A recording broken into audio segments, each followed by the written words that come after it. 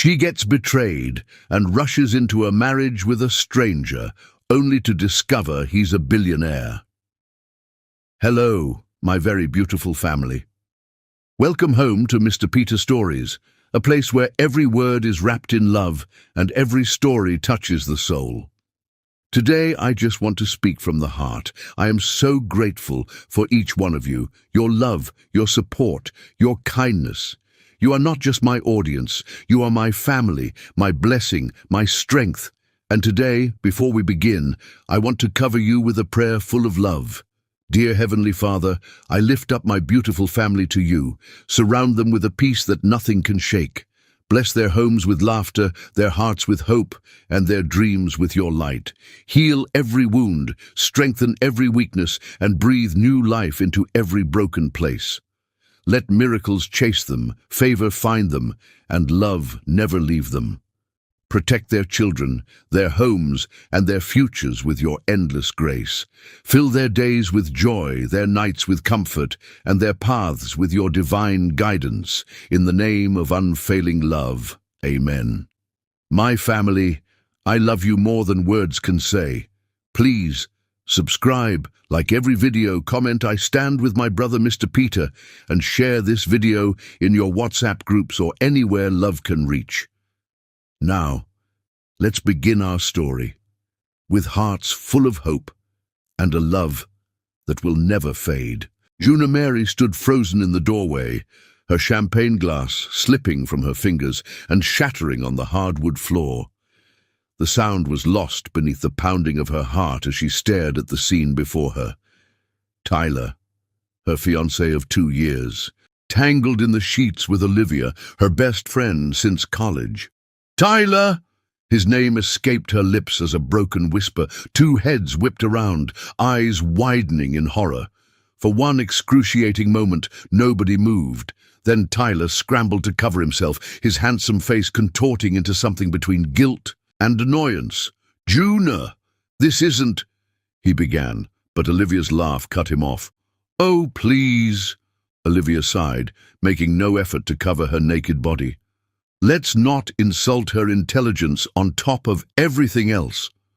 Juna's engagement ring caught the light, the 3-carat diamond that had once symbolized her future, now seeming to mock her with its brilliance. Downstairs, oblivious guests continued celebrating their engagement party, the muffled sounds of laughter and music creating a surreal backdrop to her world imploding. "How long?" Juna managed to ask, her voice steadier than she felt. Tyler reached for his discarded shirt. "Baby, we can talk about this. It's just a mistake." 6 months, Olivia interjected, her eyes glinting with something close to satisfaction. "And sweetheart, he never loved you. He told me everything about your family's connections. That's what he really wanted access to." Tyler shot Olivia a venomous look. "Shut up." But Olivia seemed determined to twist the knife. "He said being with you was like doing business, necessary but boring." The words struck Juna like physical blows. Her chest tightened as though bands of steel were constricting around her lungs. This wasn't just betrayal, it was humiliation of the most profound kind. "Your performance was quite convincing," Juna said finally, surprising herself with the cold dignity in her voice. "Both of you?" She stepped back, pulled the 5-carat diamond, engagement ring from her finger, and tossed it onto the rumpled bed. "I hope it was worth it." "Juna, wait." Tyler called, but she was already moving, her designer gown sweeping behind her as she fled down the hallway. She bypassed the main staircase that would take her back to the party. She couldn't face those people, not with her makeup streaking and her dignity in tatters. Instead, she slipped down the service stairs and out a side exit of the luxury hotel where they'd been hosting their engagement celebration. Rain greeted her, a sudden spring downpour that matched her mood perfectly. Within seconds, her carefully styled hair was plastered to her neck, and her silk gown clung to her body. She kicked off her uncomfortable heels, the cool pavement beneath her bare feet strangely grounding as she began walking with no destination in mind. Thunder rumbled overhead as Juna wandered the streets of downtown, oblivious to the stares her bedraggled appearance attracted. The rain eventually slowed to a drizzle, but Juna was soaked to the bone, her teeth chattering slightly as the night air chilled her wet skin. She found herself in front of the Obsidian, one of the city's most exclusive hotels. Without thinking, she pushed through the revolving doors into the warmth of the lobby. The concierge's eyes widened at her appearance, a drenched woman in a torn designer gown, barefoot and wild-eyed. "Miss, can I help you?" he asked, already reaching for the phone, perhaps to call security. "The bar," Juna said, her voice hoarse. "I just need a drink." Something in her expression must have sparked sympathy, because after a moment's hesitation, he nodded toward an ornate doorway. "Through there, miss." The Obsidian's bar was dimly lit, all dark wood and amber lighting. A jazz quartet played softly. In one corner, despite her appearance, Juna walked to the bar with her head high, sliding onto a leather stool. "Manhattan, please," she told the bartender, who raised an eyebrow but nodded. As the bartender prepared her drink, Juna became aware of a presence beside her, a man taking the seat 2 stools away. She felt his gaze but didn't turn. She wasn't interested in becoming some stranger's anecdote about the crazy woman he met in a bar.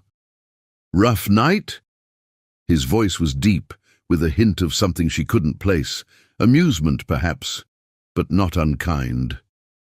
Juna turned then, a sharp retort ready on her lips, but the words died as their eyes met. The man watching her was breathtaking, tall and broad-shouldered, in a perfectly tailored charcoal suit, with intense dark eyes that seemed to see straight through her defenses. His strong jawline was softened by sensual lips currently curved. In a half-smile, "You could say that," she finally replied, accepting her Manhattan from the bartender.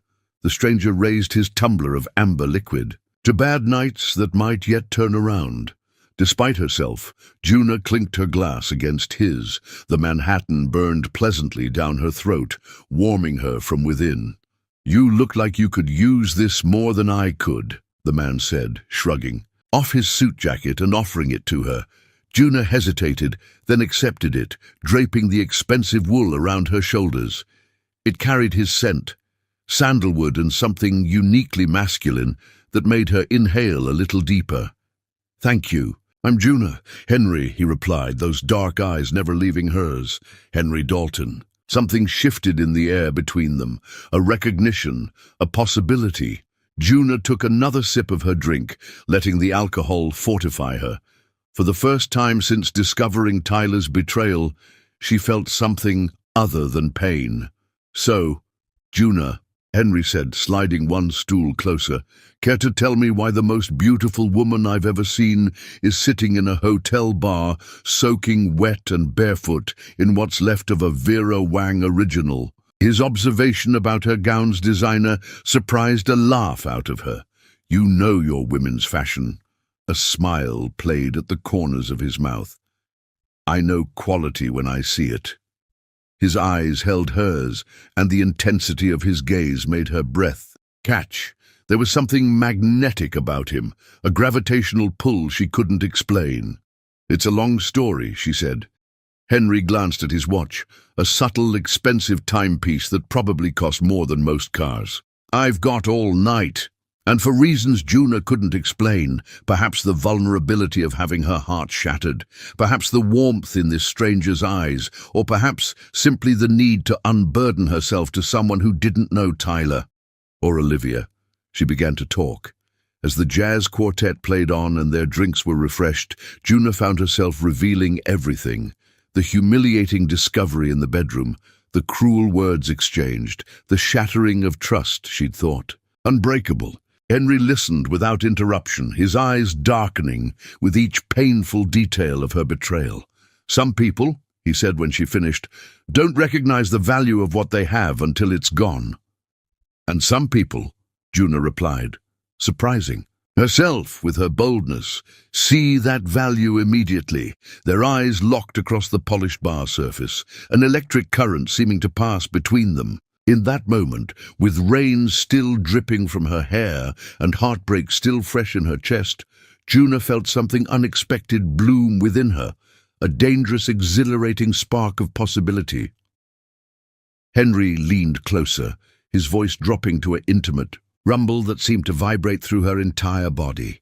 "So what happens next in your story, Juna Mary?" She didn't know it then, but her answer would change the course of her life forever.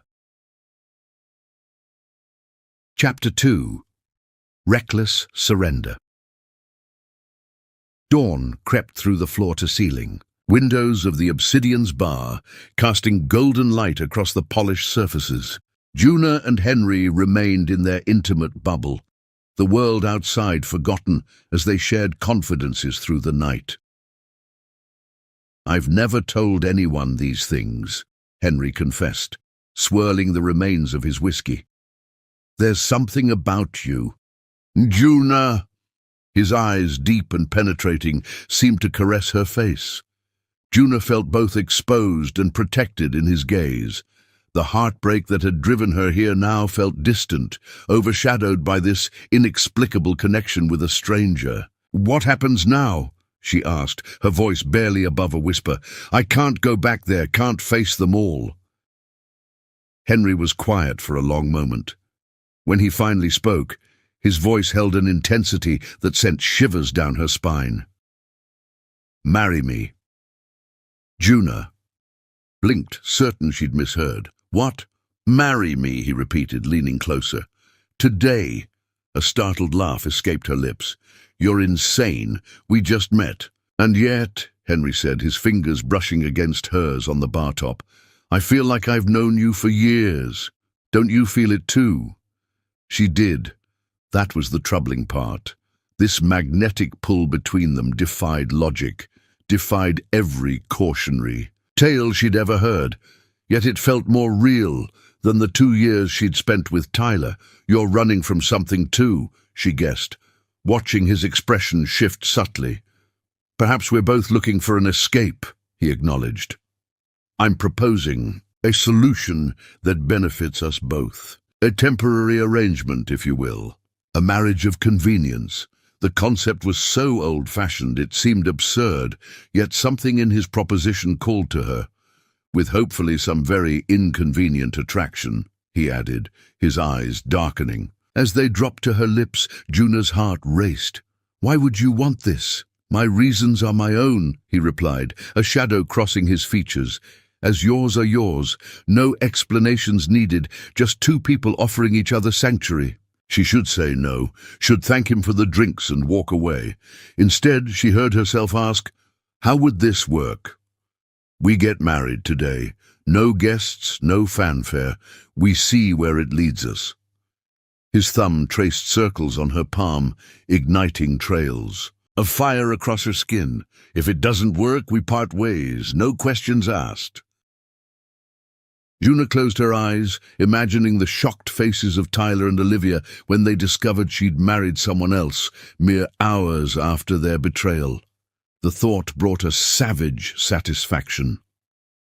"This is crazy," she whispered. "Sometimes crazy is exactly what we need." Henry's smile held promises of delicious secrets. "What do you say, Juna Mary? Ready to scandalize society with me?" Reason argued against it, but reason hadn't protected her heart from Tyler's betrayal. Perhaps impulse deserved its chance. "Yes," she said, the word falling from her lips like a dare. "Yes, I'll marry you." Henry's smile was triumphant as he signaled for the check. "I'll have my driver bring the car around, but first—" He pulled out his phone, made a quick call, and said only, "Arrange it. 1 hour." By noon, Juna stood beside Henry in a small chapel, wearing a simple cream dress he'd somehow procured through his hotel concierge. The ceremony was brief, witnessed only by the chapel staff who had seen countless impulsive unions but still exchanged knowing glances at the palpable chemistry between this particular couple. When the justice of the peace pronounced them husband and wife. Henry's kiss was unexpectedly tender, a contrast to the intensity smouldering in his eyes. "Mrs. Dalton," he murmured against her lips, the sound of her new name sending an unexpected thrill through her body. They rode in companionable silence to what Henry called his place, a stunning penthouse overlooking the city. Floor-to-ceiling windows framed the skyline as sunset painted the clouds crimson and gold. "Drink?" Henry offered, moving to a well-stocked bar. Juna wandered to the windows, still processing the day's events. "I just married a stranger," she said, more to herself than to him. "Having regrets already?" His voice was closer than she expected. She turned to find him directly behind her, 2 glasses in hand. "Not regrets," she clarified, accepting the offered drink. "Disbelief." Henry's free, and came up to trace the curve of her cheek. "You're not the only one surprised by today's events." Their eyes locked, and the air between them seemed to crackle with electricity. Juna took a steadying sip of her drink, the liquid courage burning down her throat. "So what happens now?" "Husband." The word felt foreign on her tongue. Henry's eyes darkened at her use of the term. "That's entirely up to you." The truth was, she already knew, had known since that first electric glance across the bar. Setting down her glass, Juna stepped closer to him, close enough to feel the heat radiating from his body.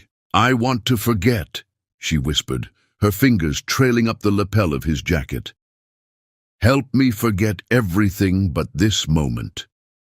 With a groan that sounded torn from the depths of his soul, Henry captured her lips with his. The kiss was nothing like the chaste one they'd shared at the chapel. This was hunger and need and desperation, his mouth claiming hers with an urgency that made her knees weak. His hands spanned her waist, lifting her effortlessly. Instinctively, Juna wrapped her legs around him as he carried her through the penthouse, into the master bedroom. He laid her on the king-size bed with surprising gentleness, his eyes never leaving hers. "Last chance to change your mind," he said, his voice strained with restraint. In answer, Juna reached up and began unbuttoning his shirt. Henry watched her, his breathing ragged, allowing her this control. When she'd exposed his chest, sculpted and tanned like a Renaissance statue come to life, she ran her fingers across the warm skin, marveling at the rapid beating of his heart beneath her palm. "I want this," she affirmed. "I want you." Something primal flashed in Henry's eyes. He captured her wrists in one hand, pinning them above her head as his mouth descended on hers again. His free hand found the zipper of her dress, slowly lowering it as his lips traced a burning path down her neck. "You're exquisite," he murmured against her collarbone, pushing the dress from her shoulders. What followed was a revelation. Tyler had been Juna's only lover, their intimacy predictable and safe, but with Henry she discovered passion she never knew existed within herself. His touches were both reverent and commanding, drawing responses from her body she hadn't known it could give. As they moved together in the dimming light, Juna felt herself shattering and reforming with each caress, each whispered encouragement, each moment of increasingly intense pleasure. When they finally reached their peak together, her name on his lips and his branded on her heart, Juna knew with startling clarity that whatever this was between them, it was far more dangerous than she'd anticipated. Later, wrapped in tangled sheets with Henry's arm draped possessively across her waist, Juna watched the city lights twinkle beyond the windows. She'd married a stranger to escape her pain, but somehow in his arms she'd found something she hadn't known she was seeking. "What are you thinking?" Henry asked, his voice husky with satisfaction. Juna turned to face him, her new husband whose secrets matched her own. "That I've never made a better reckless decision in my life." His answering smile held promises of pleasure and danger in equal measure. "This is just the beginning, Mrs. Dalton, just the beginning."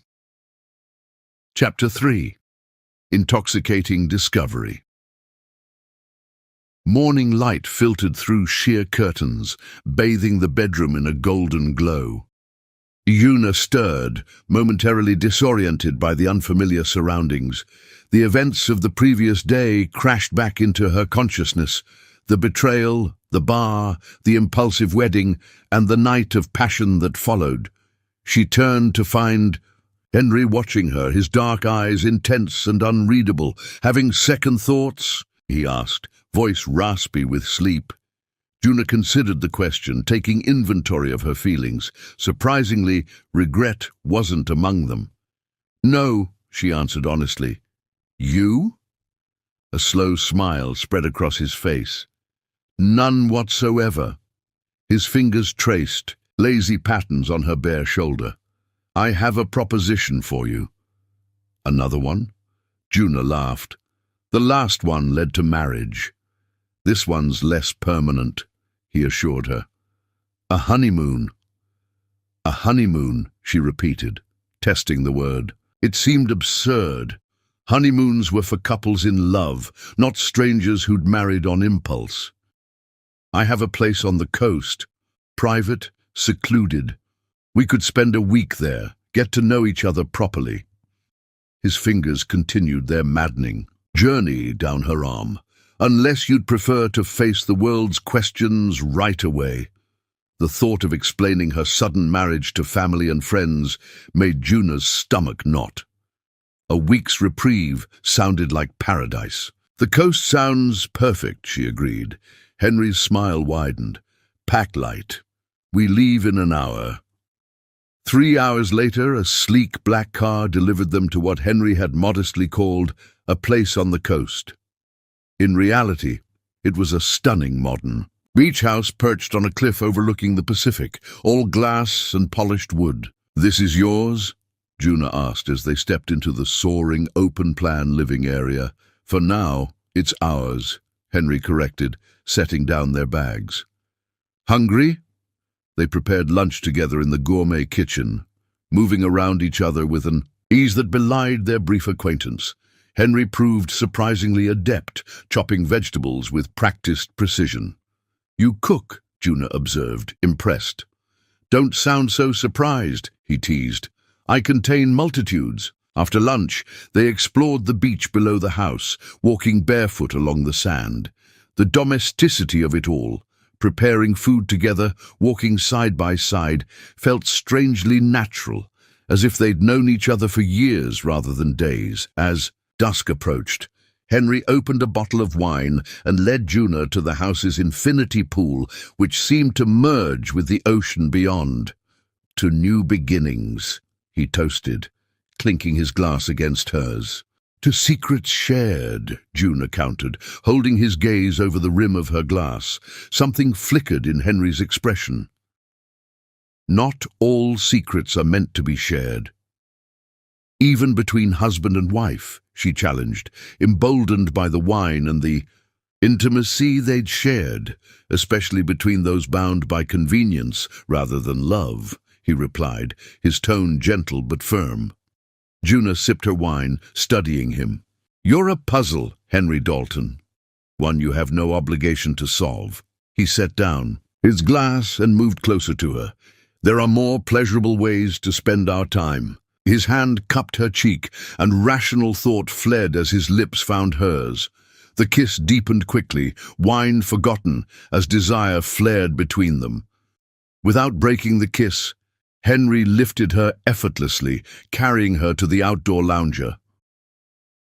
Under the darkening sky, they came together with an urgency that surprised them both. Henry worshipped her body with a thoroughness that left Una trembling and calling his name. Later, as they lay entwined beneath the stars, Una realized with startling clarity that whatever arrangement had brought them together, it had evolved into something neither had anticipated. The days that followed established a pattern, mornings spent exploring the coastline, afternoons filled with conversations that skimmed the surface of their lives while avoiding deeper waters, and nights devoted to discovering each other's bodies with increasing familiarity and escalating passion. On their fourth day, A delivery arrived, groceries and fresh flowers brought by a staff member whose presence surprised Juna, as she hadn't realized the secluded property had regular service. The young man addressed Henry with a deference that immediately caught her attention. "Mr. Dalton," he said with a slight bow, "your additional requests have been arranged as specified. The chef will arrive at 6 as requested." "Thank you, Michael," Henry replied, signing the delivery confirmation with a practiced flourish that spoke of someone accustomed to authority. After James departed, Juna raised an eyebrow. "You seem to command quite a bit of respect," Henry shrugged casually. "I've been coming here for years." "And yet," she observed, arranging the fresh lilies in a crystal vase, "the staff acts like you own the place." A smile played at the corners of his mouth. "Perhaps I do." "You're being deliberately mysterious," she accused, but her tone was light. "Does it bother you?" he asked, coming up behind her to wrap his arms around her waist. "Yes," she admitted, "but it also intrigues me." His lips found the sensitive spot behind her ear. "Good. I'd hate to become predictable so soon in our marriage." That night, a storm rolled in from the ocean. Rain lashed against the windows as thunder rumbled overhead. They'd made dinner together, another domestic scene that felt both foreign and familiar. "Tell me something true," Juna requested as they sat before the fireplace, thunder punctuating the silence between them. Henry studied her face in the flickering light. "I didn't plan any of this. That makes 2 of us." She took a sip of her wine. "Yet here we are." "Here we are," he echoed, his eyes darkening with an emotion she couldn't name. "I've never brought anyone here before." The admission hung between them, weighted with significance. "Why me?" she asked softly. Instead of answering, Henry took the glass from her hand and set it aside. He pulled her onto his lap, his hands framing, her face with a tenderness that contrasted with the storm's violence outside. "Because I haven't been able to think straight since I saw you in that bar," he admitted, his voice rough with emotion. "Because there's something between us that defies explanation." The raw honesty in his eyes made Juna's heart race. She leaned forward, capturing his lips with hers, pouring every confusing emotion of the past days into the kiss. What followed was different from their previous encounters. Where before there had been urgency and passion, now there was a deliberate exploration, an unhurried discovery of each other's bodies that felt almost reverential. Henry lavished attention on every inch of her skin, whispering praise against her collarbone, her hip bone, the inside of her thigh. When he finally moved above her, their gazes locked in a connection that transcended the physical. Juna felt something shift between them, something profound and terrifying in its intensity. Afterward, as they lay tangled together, listening to the storm recede, Juna traced idle patterns on Henry's chest. "You've ruined me," she whispered, only half joking. His arm tightened around her. "How so? How could I ever go back to ordinary life after this?" Henry's chuckle rumbled beneath her ear. "Who says you have to?" Their honeymoon days blended together in a haze of pleasure and discovery, creating a timeless bubble away from reality. On their final morning, Juna woke to find Henry on the phone, his tone clipped and authoritative as he spoke about the board and quarterly projections, words that seemed jarringly out of place in their romantic retreat. He ended the call abruptly when he noticed her watching. "Trouble?" she asked. "Nothing I can't handle." He smiled, but it didn't quite reach his eyes. "Unfortunately, real life beckons. We need to head back today." As they packed, Juna found herself reluctant to leave the bubble they'd created. In this secluded paradise, she'd begun to feel emotions for Henry that went far beyond physical attraction. Emotions that both thrilled and terrified her. "Ready?" Henry asked, appearing in the doorway with their bags. Juna nodded, trying to ignore the sense that once they left this place, everything would change. She had no idea how prophetic that feeling would prove to be. As their car wound its way back toward the city, Henry's phone buzzed continuously with messages and calls he largely ignored. He seemed tenser with each passing mile, the carefree lover of the past week gradually replaced by someone more controlled, more guarded. "Where to?" Juna asked as they approached the city limits, suddenly realizing she didn't know where home was in this strange new life. Henry's expression was unreadable as he replied, "There's something I need to show you." The car turned onto a private road that wound uphill through manicured grounds. As they crested the hill, an imposing mansion came into view, a modern architectural masterpiece of glass and stone. "Henry," Juna began, confusion coloring her voice. "Where are we?" His eyes met hers, serious and intent. "Home, Juna, our home." As the car pulled up to the entrance, staff emerged to greet them. A distinguished older man opened Henry's door with practiced efficiency. "Welcome back, Mr. Dalton," he said. "The situation at the office has been contained as requested." "Thank you, Edwards," Henry replied, helping Juna from the car. As they entered the marble foyer with its soaring ceiling and museum-quality art, the truth dawned on Juna with crystal clarity. This was no ordinary home, and Henry was no ordinary man. "Who are you, really?" she whispered, the magnitude of her ignorance crashing down around her. Henry's expression was both apologetic and resolute. "Someone who should have been more honest from the beginning." He took her hand, his touch both familiar and suddenly foreign. "We have a lot to talk about." Chapter 4. Gilded Cage. Juna stood in the center of Henry's study. No, their study now. Apparently, struggling to process the magnitude of what she was seeing. Floor-to-ceiling bookshelves lined one wall, while another featured a massive fireplace flanked by original artwork she recognized from gallery exhibitions. The wall behind his desk was entirely glass, offering a panoramic view of the city below. "You're Henry Dalton," she said finally, her voice unnaturally calm. "The Henry Dalton. Dalton Industries."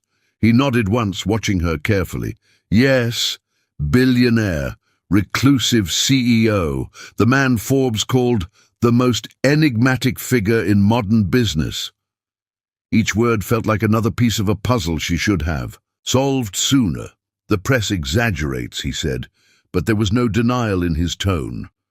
Juna laughed, the sound brittle even to her own ears. "Really? Which part? The billions? The business empire? Or just the enigmatic part?" "Juna, you let me believe you were just some guy, some random man in a bar." The betrayal felt fresh, cutting through the happiness of their honeymoon week. "I married you thinking we were equals." Henry moved toward her, but she backed away.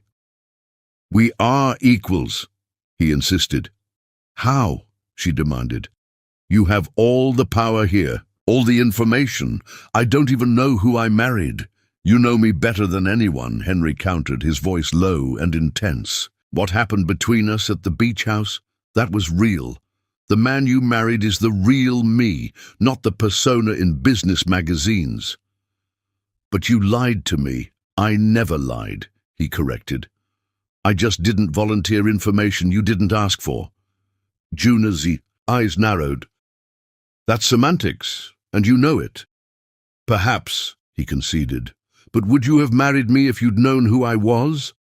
Or would you have assumed I had ulterior motives, that I was just another man trying to use you?" The question hit too close to home, echoing her experience with Tyler. Would she have trusted Henry's intentions if she'd known about his wealth and status? "That wasn't your decision to make," she said finally. "You robbed me of informed consent." Henry's jaw tightened. "You're right." He ran a hand through his hair, a rare gesture of frustration. "I should have told you before the wedding, but I didn't plan any of this, Juna. Meeting you, marrying you, none of it was calculated." Then why marry me at all? She pressed. You could have had a fling with the sad girl from the bar without the commitment, because from the moment I saw you, I wanted more than a fling. The raw honesty in his voice made her breath catch. And once I started talking to you, I couldn't bear the thought of letting you walk away. Juna turned toward the window, needing distance from the intensity of his gaze. The city lights twinkled below, reminding her how far removed they were from the real world, up here in their mansion. So what now? She asked, her back still to him. What exactly does being Mrs. Henry Dalton entail? She heard him move, closer, but he didn't touch her. Whatever you want it to, this changes nothing about our arrangement. It changes everything, she corrected, turning to face him. You're not just Henry anymore. You're a public figure. There will be expectations, appearances, scrutiny. I've kept my private life private for years, he said. I can continue to do so. And where do I fit into this private life of yours? She challenged. Am I supposed to be the secret wife you keep hidden away in your mansion? Something dangerous flickered in Henry's eyes. You are my wife. Secret or public, that's up to you. But make no mistake, Juna, I won't hide you unless you ask me to. The possessiveness in his tone sent an involuntary shiver down her spine. Despite her anger, she couldn't deny the pull between them remained as strong as ever. I need time, she said finally. Time to process all this. Henry nodded, respecting her space. Of course. Edwards will show you to our bedroom whenever you're ready. Or if you prefer separate accommodations for tonight. No, she interrupted, surprising herself with the vehemence of her response. The thought of sleeping without him after their week together was unexpectedly painful. I don't want separate rooms. Relief flashed across his features before he schooled his expression. I have work to catch up on. Take all the time you need. He moved toward the door, but Juna's voice stopped him. Henry? He turned, his hand on the doorknob. Are there any other secrets I should know about? For a moment something vulnerable crossed his face, so quickly she might have imagined it. None that matter right now. After he left, Juna explored the study, running her fingers along the spines of first-edition books, examining the awards mounted discreetly on one wall. Each discovery revealed another facet of the man she'd married. His literary tastes, his business accomplishments, the causes he supported through the Dalton Foundation. By the time she'd circled back to his desk, her anger had cooled, tempered by a growing understanding of why he might have kept his identity secret. Men like Henry Dalton never knew if they were wanted for themselves or their wealth. She, of all people, should understand that fear after Tyler's betrayal. A photograph on his desk caught her attention. Henry as a teenager, standing beside an older man with the same intense eyes. His father, presumably. The familial resemblance was striking, but where Henry's expression held warmth, the older Dalton's was cold and calculating. I see you've met my father. Juna startled at Henry's voice. He stood in the doorway, his tie loosened, looking more approachable than he had. Earlier, he looks formidable, she observed. He was. Henry moved into the room, coming to stand beside her. Brilliant businessman, terrible father. Was. He died 5 years ago. Henry's tone was neutral, but Juna sensed currents beneath the surface. Heart attack in the middle of a board meeting. Fitting, really. The company was always his true love. Juna studied his profile, seeing new lines of tension she hadn't noticed during their honeymoon. Is that why you keep your private life so private? Because of him? Henry's laugh held little humor. Perceptive? Yes, partly. My father believed personal attachments were weaknesses to be exploited. He lived by that philosophy, and he made sure I understood the lessons. The insight into his psyche shifted something in Juna's perspective. Perhaps his secrecy wasn't about deceiving her, but about protecting a part of himself he'd kept walled off from his public persona. "I'm still angry," she said quietly. "You have every right to be. But I also understand, I think." She turned to face him fully. "You wanted to be just Henry, not Henry Dalton, billionaire CEO." His eyes softened as he looked at her. "With you, I'm just Henry. That's what these past days have meant to me." Something in his expression, vulnerability beneath the powerful exterior, touched her deeply. Her anger hadn't disappeared, but it was now tempered by understanding. They had both been protecting parts of themselves, hiding behind facades born of past pain. Juna moved toward him slowly, each step a conscious choice to trust again, to meet him halfway. "Show me," she whispered. Henry's brow furrowed in confusion. "Show you what?"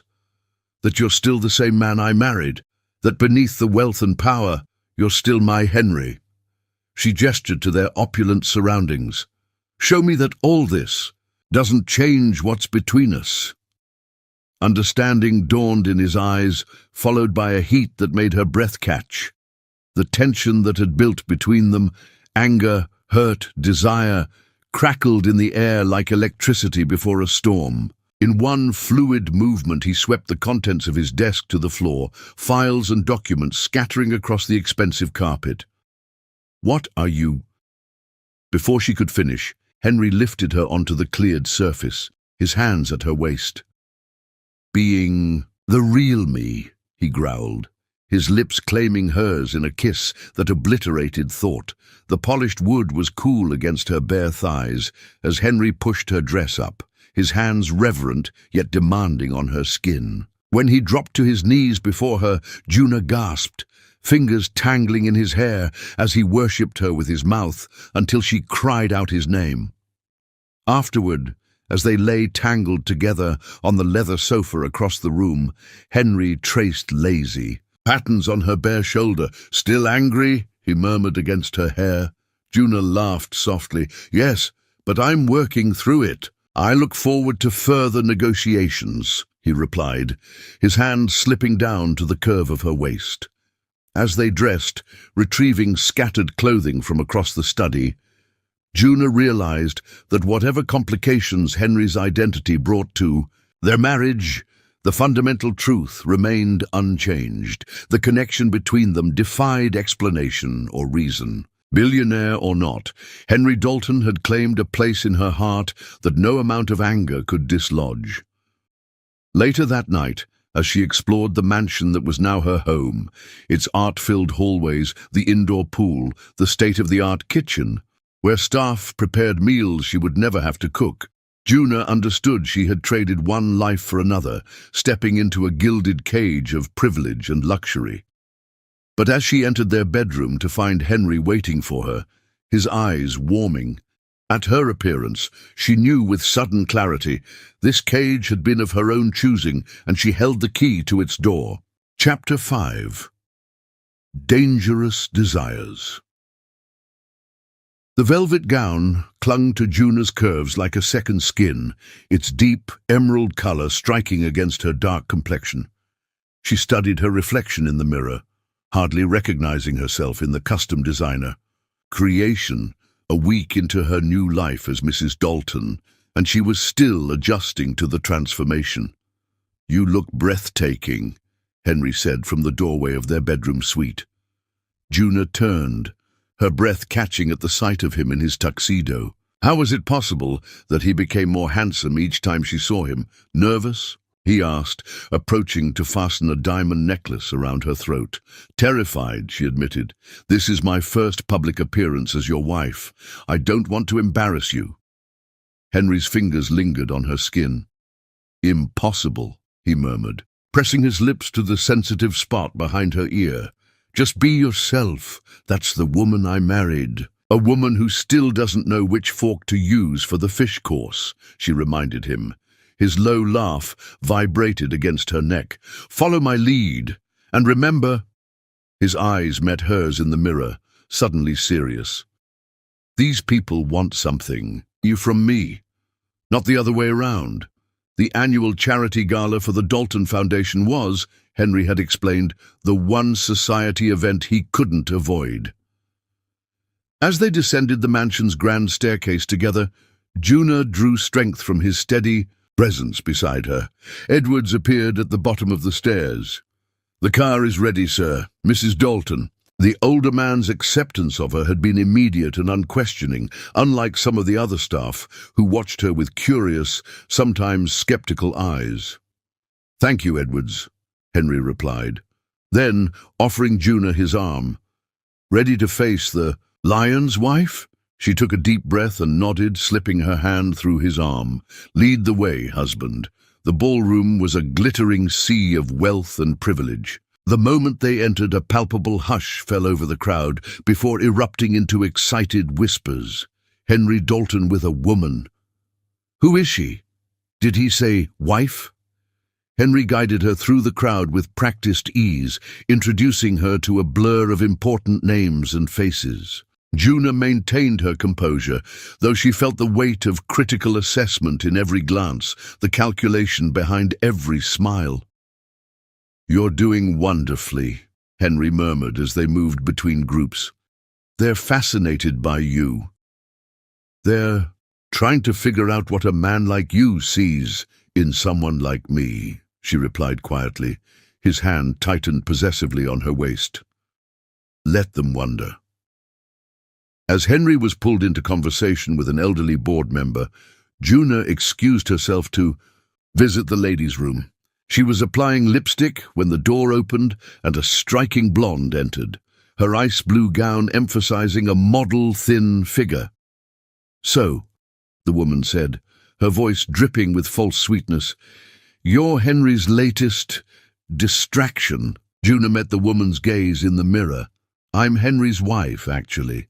The blonde laughed, the sound like breaking glass. "Wife? Oh, darling, that's adorable." She moved closer, her perfume expensive and cloying. "I'm Victoria Blake, Henry, and I have history." "How nice for you," Juna replied evenly, though her heart hammered in her chest. Victoria examined her critically. "I'll give Henry credit, you're certainly beautiful. But you're not his type. Trust me, I know what Henry likes." "And yet," Juna observed, turning to face her directly, "I'm the one wearing his ring." Something ugly flashed in Victoria's eyes. For now, as the woman sauntered out, Juna steadied herself against the marble counter. This, she realized, was just the beginning of the challenges her new position would bring. When she returned to the ballroom, she found Henry scanning the crowd, tension visible in the set of his shoulders, until he spotted her. He crossed to her. "Immediately, everything all right?" he asked, his brow furrowed. "I just met Victoria Blake," Juna replied, watching his reaction carefully. A muscle twitched in Henry's jaw. "I see. She seemed quite familiar with you." "Victoria and I dated briefly," he admitted. "It ended badly." "She implied it was more than brief," Juna pressed. Henry's eyes darkened. "Victoria has a talent for rewriting history to serve her purposes." He took Juna's hand, his thumb caressing her wedding band. "Whatever she told you—" "She told me I'm not your type," Juna interrupted. Something dangerous flickered in Henry's expression. Without warning, he pulled her closer, one hand splayed possessively across her lower back. "You want to know my type, Juna?" His voice was low, meant only for her ears. "My type is a woman who challenges me, who sees beyond the wealth and power, to the man beneath, a woman who makes me forget everything but the taste of her skin." Before she could respond, his mouth captured hers in a kiss that was both claiming and reverent. The ballroom around them faded away as Juna surrendered too, the heat of his touch. When they finally broke apart, she became aware of the silence that had fallen over the nearby crowd. Victoria stood across the room, her face a rigid mask of fury. "I think," Henry said, satisfaction evident in his tone. "We've made our point." For the remainder of the evening, Henry kept her close, his hand rarely leaving the small of her back, a silent declaration of possession that thrilled her more than it should have.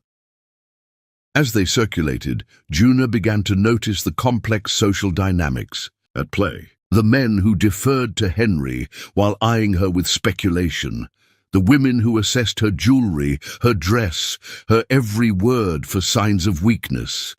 "They're trying to figure out if I married you for your money," she murmured to Henry during a quiet moment. "And if I married you for your body," he added with a wry smile. "People like these understand transactions, not connections." "Is that what we have? A connection?"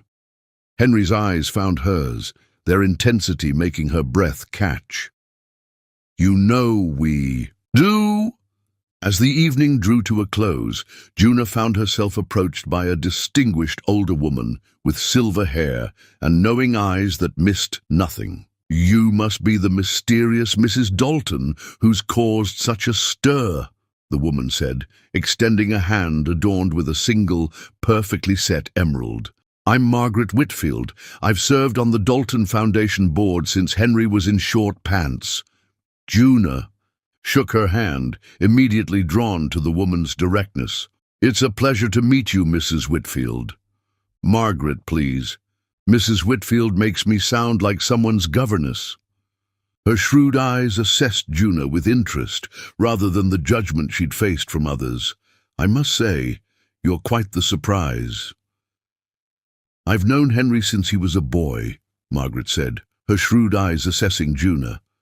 "I've never seen him look at anyone the way he looks at you." Juna glanced across the room to where Henry stood in conversation with several men in expensive suits. As if sensing her gaze, he looked up, his expression softening when their eyes met. "I hope you don't mind an old woman's curiosity," Margaret continued, "but your marriage seems rather sudden." "Sometimes you just know," Juna replied simply. Margaret's laugh was surprisingly warm. "Indeed. My Harold proposed on our second date. Everyone said we were mad. We celebrated 50 years together before he passed."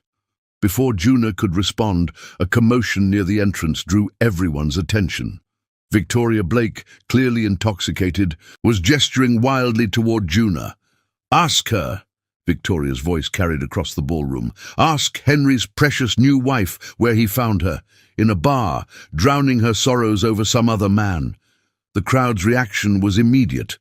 Horrified gasps and avid whispers. Juna felt heat rush to her face as dozens of eyes turned toward her. Before she could move, Henry was at her side, his arm protectively around her waist. "Victoria," he said, his voice calm but carrying a warning that made several nearby guests step back. "You're drunk. I suggest you leave before you embarrass yourself further." "Embarrass myself?" Victoria laughed bitterly. "You're the one who married a complete stranger. What's the matter, Henry? Tired of women who know your game?" Margaret Whitfield stepped forward, her elderly frame somehow imposing. "That's quite enough, Victoria. Security will escort you out." As two discreet security personnel appeared to lead a protesting Victoria away, Henry turned to Juna, concern etched on his features. "I'm sorry," he murmured. "We can leave if you want." Juna considered it for a moment, then straightened her shoulders. "No, I'm your wife. This is where I belong." Something like pride flashed in Henry's eyes. He raised her hand to his lips, pressing a kiss to her knuckles in a gesture that was both courtly and possessive. The remainder of the evening passed in a blur, but Juna was aware of a subtle shift in the room's energy. Where before she had been an oddity, an outlier, she now found herself treated with a new deference, whether from respect for her composure during Victoria's outburst or from fear of Henry's evident devotion. She couldn't be sure. It was past midnight when they finally returned home, the mansion quiet and still. Juna kicked off her heels in the foyer, sighing with relief. "You were magnificent tonight," Henry said, watching her with an intensity that made her pulse quicken. "Even when your ex-girlfriend announced to everyone that you found me in a bar? Especially then." He moved closer, his fingers tracing the curve of her cheek. "You didn't flinch, didn't run." "I'm not ashamed of how we met," Juna replied. "Are you?" Instead of answering, Henry swept her into his arms, carrying her up the grand staircase toward their bedroom. "Let me show you exactly how I feel about my bar-found bride." In their room, he undressed her slowly, reverently, as if unwrapping a priceless gift. When she stood before him in nothing but the diamond necklace, his eyes darkened with desire. "You outshone every woman in that room tonight," he murmured, his fingers tracing the curve of her hip. "Do you have any idea what it did to me, watching you charm those stuffy board members?" Seeing Victoria's face when she realized she couldn't touch what we have, Juna reached for him, unfastening his tie with trembling fingers. "Show me." What followed was unlike anything they'd shared before, a claiming, a possession, a devotion, expressed in the language of touch and taste.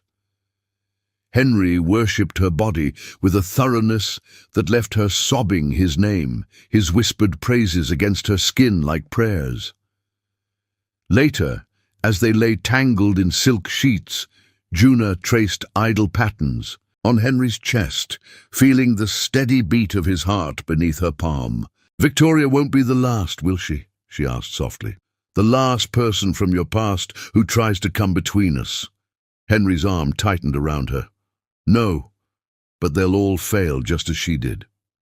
"How can you be so sure?" He tilted her face, up to his expression more vulnerable than she'd ever seen it. "Because what I feel for you terrifies me, Juna. I've spent my life avoiding this weakness, this need, and now that I've found you, I won't let anyone take it away." The raw honesty in his voice stole her breath. This was not the smooth, controlled billionaire the world knew. This was her Henry, passionate, possessive, and unexpectedly vulnerable. "I'm falling for you," she confessed, the words slipping out before she could stop them. "I know it's fast, I know it's crazy," but his kiss silenced her, deep and consuming, a physical manifestation of the emotions swirling between them. "Not crazy," he murmured against her lips. "Inevitable." As dawn broke over the city, bathing their room in golden light, Juna watched Henry sleep. His features softened, the weight of his public persona temporarily set aside. She realized with startling clarity that somewhere between that first night at the bar and this moment, her impulsive marriage had evolved into something neither of them had anticipated. A connection that ran soul-deep, dangerous in its intensity, and thrilling in its potential. Whatever challenges lay ahead, Victoria's hostility, society's judgment, the secrets Henry still kept locked away, they would face them together. For now, in the sanctuary of their shared bed, that was enough. Chapter 6. Poisonous Reunion. Rain pattered against the windows of Henry's, their favorite restaurant, an exclusive place tucked away in the corner of the city where privacy was guaranteed. 3 weeks into their marriage, they had established a fragile routine, finding their rhythm as couple while Juna adjusted to her new role. To 1 month of impulsive decisions, Henry toasted, raising his wineglass.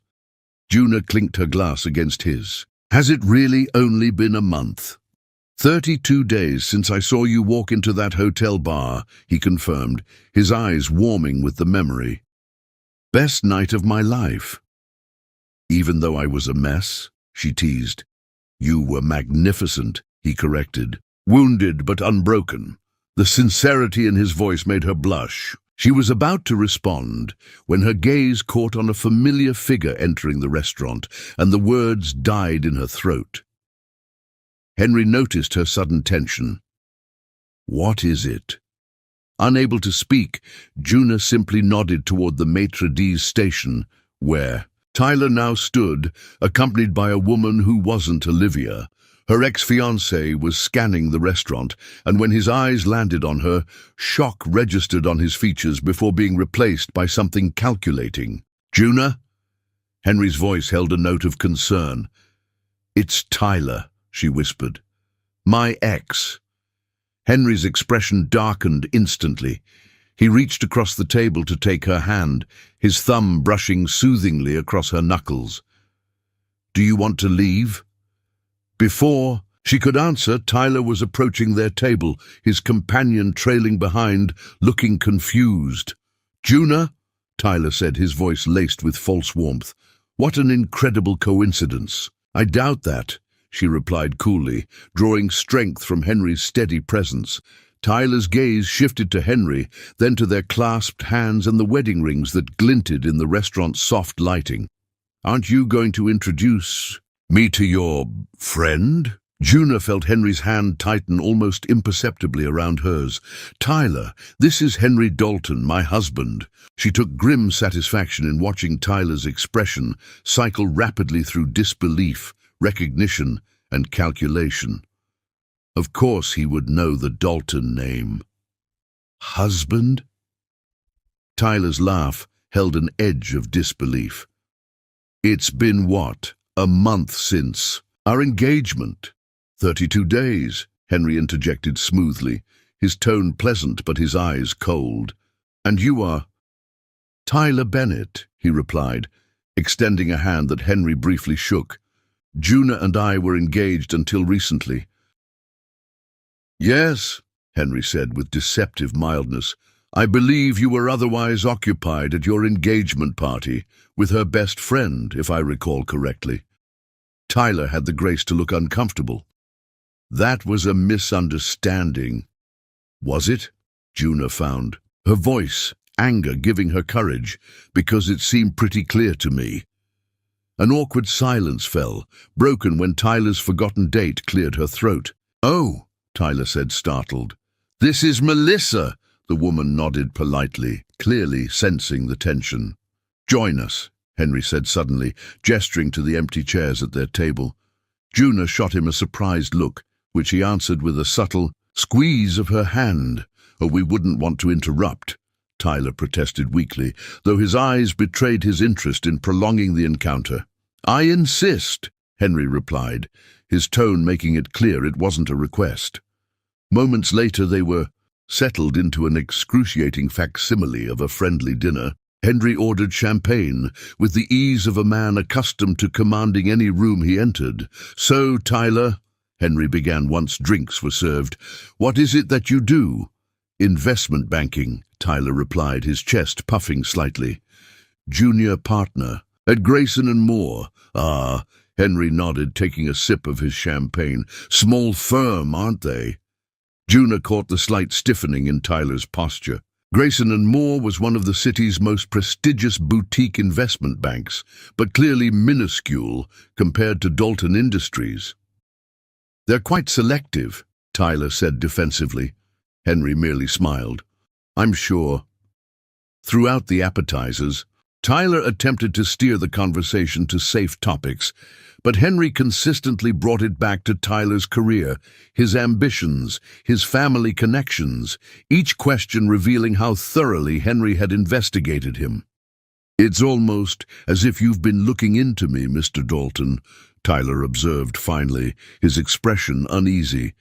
"Henry, please," he corrected. "And yes, I make it a point to know everything about the man who broke my wife's heart." The table fell silent. Melissa looked desperately uncomfortable, while Tyler's face flushed with anger or embarrassment, perhaps both. "That's ancient history," Tyler insisted, glancing at Juna. "And clearly Juna has moved on spectacularly well." "Have I?" Juna challenged, emboldened by Henry's protective presence. "Or did you track me down deliberately tonight?" Tyler had the audacity to look wounded. "It was genuinely a coincidence.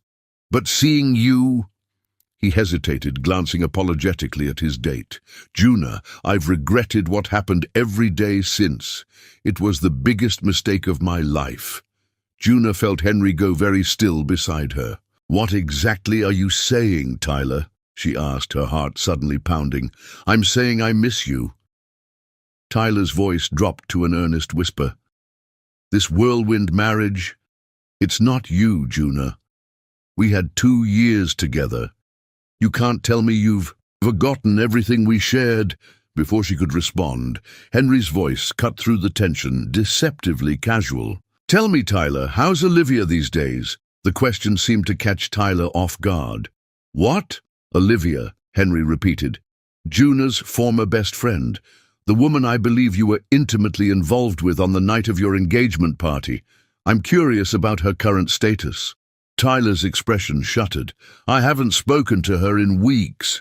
"Really?" Henry raised an eyebrow. "That's interesting, considering you were seen having lunch with her just yesterday at the Plaza Hotel." Juna's head snapped toward Tyler, who had gone pale. "How did you—" Tyler began, then stopped abruptly. "I make it my business to know when people might pose a threat to my wife's happiness," Henry replied, all pretense of cordiality gone from his voice. "Including when her ex-fiancé coordinates with her former best friend to engineer a coincidental meeting where he can play the repentant lover." "That's not," Tyler protested, but Henry cut him off. "It wasn't until my investigation into your recent financial difficulties that I understood your sudden renewed interest in Juna." Henry's voice remained conversational, but his eyes had turned cold. "Grayson and Moore is on the verge of collapse after that failed merger with Westbrook Financial, isn't it? Just last week, they announced another round of partner demotions." Tyler's jaw tightened, confirming Henry's information was accurate. "And then," Henry continued, "through that poker game with Richard Kensington, your former roommate who now works for my acquisitions department, you learned that your ex-fiancé had married me." His smile was predatory. "Did you think she might be your ticket back to solvency? A way to connect to Dalton Industries through the wife you so carelessly discarded?" The blood drained from Tyler's face, his expression confirming every word of Henry's accusations. "You orchestrated this whole meeting," Juna realized, disgust washing through her. "You're still using me." Melissa stood abruptly, gathering a purse. "I think I should leave," she said, her voice tight with embarrassment. "Tyler, don't bother calling me again." She turned to Juna and Henry. "I'm sorry about this. I had no idea what I was being dragged into." After she left, Tyler dropped all pretense. "Fine," he snapped, his carefully maintained charm evaporating. "Yes, I knew Juna would be here tonight. One of the waitstaff from your regular restaurant is a college friend who mentioned your standing reservation." His expression hardened. "And yes, I've been having some financial setbacks. But that doesn't mean my feelings for you aren't real, Juna." "Your feelings for what I can do for you, you mean?" she replied coldly. "You can't possibly love him," Tyler argued, gesturing toward Henry. "You barely know him. This is clearly a rebound marriage that you'll regret once the initial attraction wears off." Henry's hand moved to Juna's thigh under the table, a grounding touch that steadied her against Tyler's desperate accusations. The warmth of his palm reminded her of all they'd shared, not just physical passion, but trust, honesty, and growing love. "The difference between you and Henry," she said quietly, meeting Tyler's gaze without flinching, "is that he saw me at my worst, betrayed, humiliated, broken, and still wanted me. You saw me at my best for 2 years, and it wasn't enough to keep you faithful. He's using you too," Tyler insisted desperately. "A man like Henry Dalton doesn't marry a random woman from a bar without an agenda." "Enough." Henry's voice was soft, but carried such authority that Tyler immediately fell silent. "You've overstayed your welcome. This is the last time you will approach my wife. If you attempt to contact her again, you'll find employment opportunities in this city suddenly very limited." Tyler's face flushed with anger. "Are you threatening me?" "Not at all," Henry replied calmly, though Juna could feel the controlled tension in his body, merely stating a fact. "Now I believe you were leaving." For a moment, Tyler looked as if he might argue further, but something in Henry's expression, a flash of the ruthless businessman beneath the controlled exterior, must have convinced him otherwise. He stood, throwing his napkin on the table, with poorly disguised frustration. "You've changed, Juna," he said, his tone bitter. "You're not the woman I knew." "Thank God for that," she replied evenly, maintaining her composure despite the storm of emotions beneath the surface. After Tyler stormed out, a silence settled between them. The restaurant's soft lighting cast intimate shadows across their table, creating a private world amid the quiet murmur of other diners. Henry signaled discreetly for the check, his expression unreadable. "You had him investigated," Juna said finally, studying Henry's profile as the city lights flashed past their car windows. "Yes." His answer was simple, unapologetic. "How long have you been watching him?" She kept her tone neutral, genuinely curious rather than accusatory. Henry turned to her, his eyes steady. "Since the night you told me about him. I make it a point to understand potential threats. You considered my ex-fiancé a threat?" The concept was both surprising and oddly flattering. "I considered anyone who hurt you a person of interest." His hand found hers in the darkness of the car, his touch warm and reassuring. When his financial troubles began and he started making inquiries about you, that interest became active surveillance. The possessiveness in his tone should have alarmed her, but instead, it sent a thrill down her spine. "When did you know he would be here tonight?" "My security team notified me when he made the reservation this afternoon. I considered having our dinner moved elsewhere, but decided you deserved the chance to confront your past on your terms." His thumb traced circles on her palm. "Was I wrong?" Juna considered the question carefully. "No. I needed that closure." She squeezed his hand. "Thank you for letting me handle it my way, while providing backup." His lips quirked in a half-smile. Exactly. The drive home was charged with unspoken tension. As their car wound through the city streets, Henry's hand rested on her thigh, his touch both possessive and questioning. When they reached the mansion, Juna didn't wait for Edwards to open the door. She slipped out of the car and headed straight for the house, aware of Henry following close behind. The moment the front door closed behind them, she turned to him.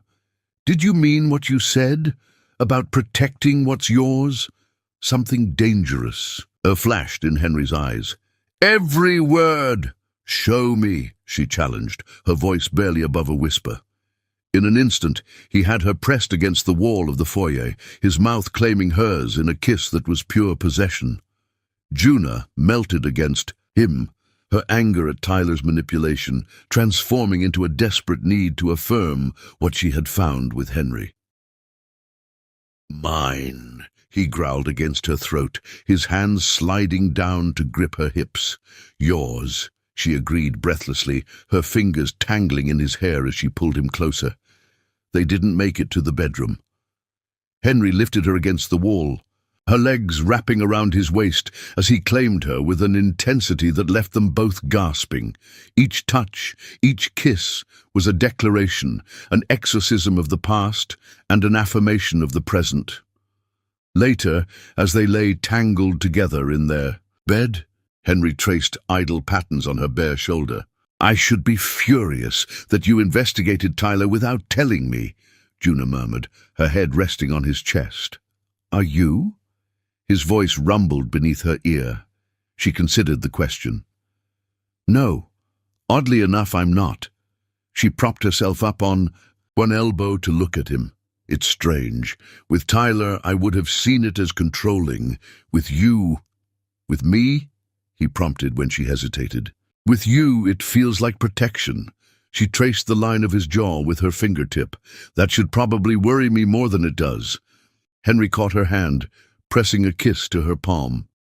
I won't apologize for wanting to shield you from pain, Juna, but I promise never to make decisions for you. In the amber glow of the bedside lamp, Juna studied the face of the man she'd impulsively married. The sharp angles of his cheekbones, the intensity of his gaze, the curve of his lips that could shift from commanding to tender in an instant. "Thank you for being there tonight," she whispered, "for letting me face him on my terms." Henry's arms tightened around her. "I'll always be there, Juna, for as long as you want me." As she drifted toward sleep in the warmth of his embrace, Juna realized that her feelings for Henry had evolved far beyond the initial attraction, beyond even the passionate connection that had drawn them together. Somewhere in the whirlwind of the past month, she had fallen completely, irrevocably in love with her husband, and that, she knew with sudden clarity, was the most terrifying realization of all. Chapter 7. Souls Bared. "Pack for cold weather," Henry had told her that morning, a rare playfulness dancing in his eyes. "We leave in 2 hours." Now, as their helicopter descended toward a stunning modern structure nestled among snow-dusted pines, Juna pressed her face to the window in wonder. Below them, a mountain retreat emerged from the wilderness, all glass and stone, somehow both, imposing and perfectly harmonious with its surroundings. "Another one of your properties you neglected to mention," she teased as the helicopter touched down on a private landing pad. Henry's smile held a touch of vulnerability she rarely saw. "This one's different. I designed it myself." "You designed this?" Juna's respect deepened as they exited the helicopter, the crisp mountain air filling her lungs. "Architecture was my first love," Henry admitted, guiding her toward the entrance, with his hand at the small of her back, "before my father convinced me that business was the only acceptable path for a Dalton."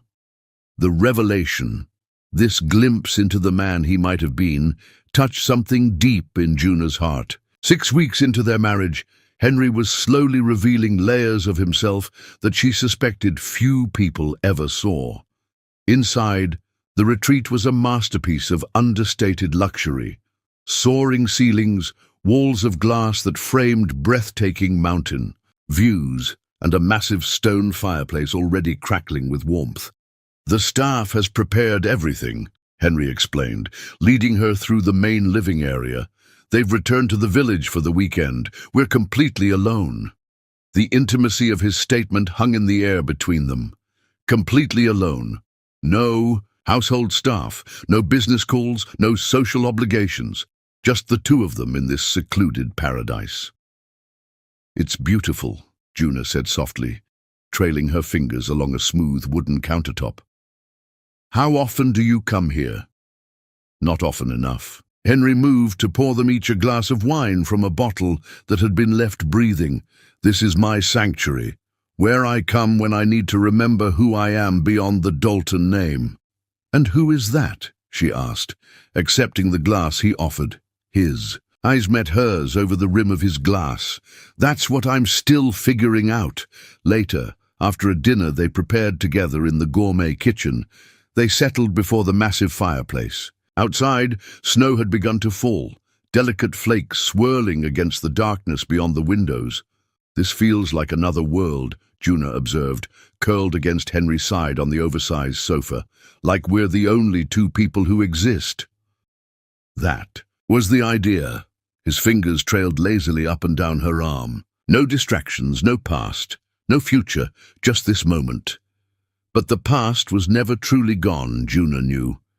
It lingered in the shadows of their conversations, in the questions they still hadn't asked each other. "Tell me about her," she said softly, feeling Henry tense beside her. "About who?" His voice was carefully neutral. "The woman who hurt you." Juna shifted to look at him. "I know there was someone. I can see it in your eyes sometimes, when you think I'm not looking." Silence stretched between them, broken only by the crackling of the fire.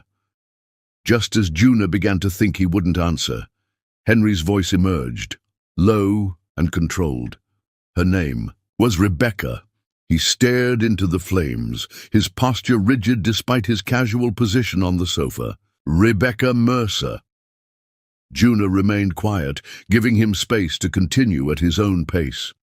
She sensed this was a story he rarely shared, perhaps had never shared completely with anyone. We met at Stanford. I was finishing my MBA, and she was in the law program. His voice softened with memory. She was extraordinary, brilliant, ambitious, with this uncanny ability to see solutions where everyone else saw only problems. A faint smile touched his lips before fading. We were together for 3 years, engaged for 1. Juna's heart constricted at the pain evident in his voice. What happened? Henry took a long swallow of his wine, his throat working as he prepared to excavate memories he'd clearly buried deep. After my father died suddenly, I was thrust into running Dalton Industries before I felt ready. Rebecca became my rock. I trusted her completely, made her my closest advisor, gave her access to everything. My home, my accounts, my most confidential business strategies. He set down his glass with careful precision, his fingers lingering on the stem. What I didn't know was that she was working with my brother the entire time. Your brother. This was the first Henry had mentioned of any siblings. James. Henry's voice hardened. My father's son from his first marriage. He's 15 years older than me and never forgave my mother for replacing his own. When my father named me his successor instead of James, his resentment turned to outright hatred. And Rebecca. She was his instrument of revenge. The firelight cast shadows across Henry's face, highlighting the tension in his jaw. They orchestrated a hostile takeover attempt, using information she'd gathered during our relationship. She betrayed not just my trust, but my heart. Juna could barely breathe, past the ache in her chest. How did you find out? I overheard them. Henry's laugh held no humor. Classic, isn't it? I returned early from a business trip, hoping to surprise her. Instead, I heard them discussing their plans and their relationship. They'd been lovers the entire time she was with me. The parallels to her own betrayal by Tyler and Olivia weren't lost on Juna. No wonder Henry had understood her pain so completely that first night. What did you do? She asked softly. I confronted them. James was unapologetic, said it was what I deserved for stealing our father's company from him. Henry's voice remained steady, but Juna could feel the tension radiating from his body. Rebecca tried to deny it at first, then claimed she'd fallen in love with James during their conspiracy, that what we had was never real. That's why you keep your personal life so private, Juna realized, why you were so guarded, even with me at first. Henry nodded slowly. After Rebecca, I shut that part of myself away. Focused entirely on business, trusted no one. His eyes found hers, vulnerable in a way she'd never seen before. Until you. The weight of his confession settled between them, not just the facts of his betrayal, but what it meant that he'd shared this with her. That he'd allowed himself to be vulnerable again. The night we met, he continued, his voice softer now, I recognized something in you. A reflection of my own pain, perhaps, but also a strength I'd forgotten existed. Juna reached for his hand, threading her fingers through his. Is that why you proposed? Because you saw yourself in me? Partly, he admitted, but there was more. Something about you called to me in a way I couldn't explain. Still can't explain. For the first time in 5 years, I wanted to take a risk on someone. That was quite a risk, she observed with a small smile. Marrying a complete stranger, the best decision I've ever made. His thumb traced circles on her palm. Even if it terrifies me sometimes, it terrifies you. This admission surprised her. Henry always seemed so certain, so in control. Every day, his eyes held hers, unflinching in their honesty. Because, with each passing day, I find myself caring more, needing you more. And that kind of dependence is frightening, she finished for him. Because it gives me the power to hurt you. Yes. The single word contained volumes. Juna moved closer, framing his face with her hands. I would never betray you, Henry. Not like that. Not ever. I believe you, he whispered, and she could see that he meant it. That's what scares me most of all. Their kiss was different from the passionate embraces they usually shared, deeper, more vulnerable, laden with unspoken emotion. When they finally broke apart, Juna rested her forehead against his. I love you, she whispered, the words slipping out before she could consider their weight. I know it's fast, I know it's crazy, but I love you. For a heartbeat, Henry went completely still. Then his arms tightened around her, crushing her against his chest as if he feared she might disappear. Say it again, he requested, his voice rough with emotion. I love you, Henry Dalton. The words grew stronger with repetition. I love your strength and your vulnerability, your protection and your trust. I love the man you are beneath all the wealth and power. When he pulled back to look at her, Juna was stunned to see tears shining in his eyes. In all their time together, she had never seen Henry cry. I've been falling in love with you since the moment you walked into that bar, he confessed, his voice unsteady, fighting it every step of the way because I was terrified of feeling this much again. His thumb brushed her cheek. I love you, Juna. God help me. I love you more than I thought possible. The declaration broke something open. Between them, a final wall neither had realized still stood. Their lovemaking that night was unlike anything they'd shared before, tender yet passionate, each touch an affirmation of the feelings they'd finally voiced aloud. As snowflakes continued to fall beyond the windows, blanketing the world in pristine white, they lay tangled together before the dying fire. Henry's fingers traced idle patterns on her bare skin, his touch both reverent and possessive. What happens now? Juna asked softly, her head resting on his chest, the steady beat of his heart beneath her ear. Now, Henry replied, pressing a kiss to her temple, we build something real from this impulsive beginning, something that lasts. Outside, the storm intensified, wind howling around the secluded retreat. But within its walls, wrapped in each other's arms, they had found a sanctuary neither had believed possible, a love born from betrayal and impulse that had somehow transformed into their greatest truth. I never expected you, Henry murmured, as sleep began to claim them both. Never expected this. Neither did I, Juna whispered back, curling closer to his warmth. But now I can't imagine any other path. As they drifted towards sleep, the fire burning down to embers, Juna realized that their unconventional beginning, the chance meeting, the impulsive marriage, had led them exactly where they were meant to be. In finding each other, they had found themselves, and whatever challenges awaited them beyond this mountain sanctuary, they would face them together, no longer strangers bound by convenience, but partners united by love. Chapter 8. Ecstatic Surprise. 3 weeks after their return from the mountain retreat, Juna stood in the master bathroom of their mansion, staring at the plastic stick in her trembling hand.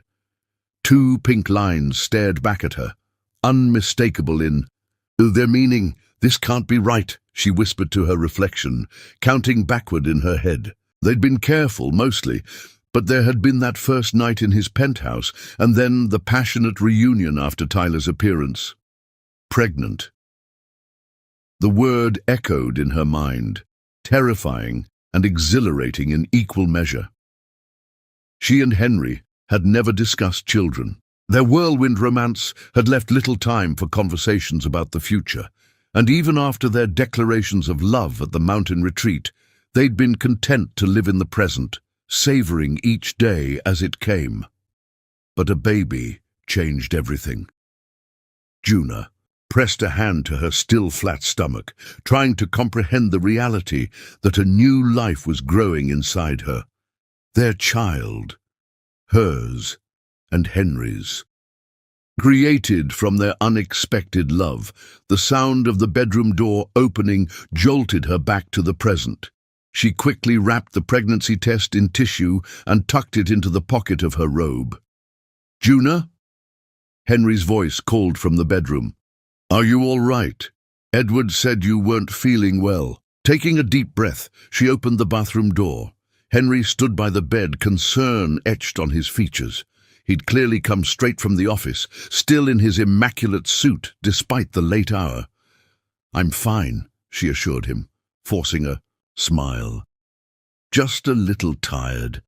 Henry's eyes narrowed slightly, seeing through her pretense as he always did. He crossed to her, brushing a strand of hair from her face. "You're pale, and you've barely eaten for days." His thumb traced her cheekbone.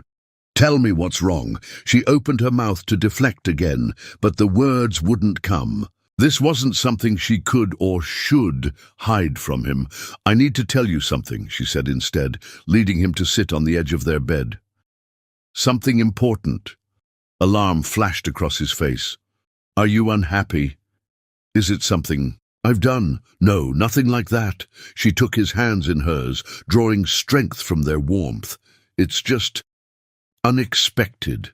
Henry waited, giving her the space to find her words, one of the many things she loved about him. "I'm pregnant," she finally said, the words hanging in the air between them. Henry went completely still, his expression frozen in shock. "Pregnant," he repeated, as if testing the word. Juna nodded, her heart hammering against her ribs. "I just confirmed it. I've been feeling strange for days, but I didn't want to say anything until I was sure."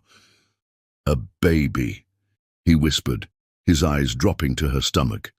"Our baby. I know we never discussed this," she rushed on, anxiety making her words tumble over each other. "It wasn't planned.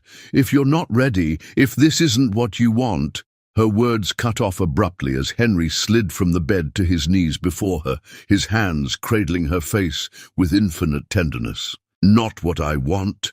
His voice was rough with emotion. "Juna, you've already given me more than I ever dreamed possible. And now this." His voice broke as he pressed his forehead against hers. "A family. Our family." Relief washed through her, followed immediately by a wave of love so powerful it brought tears to her eyes. "You're happy about this?"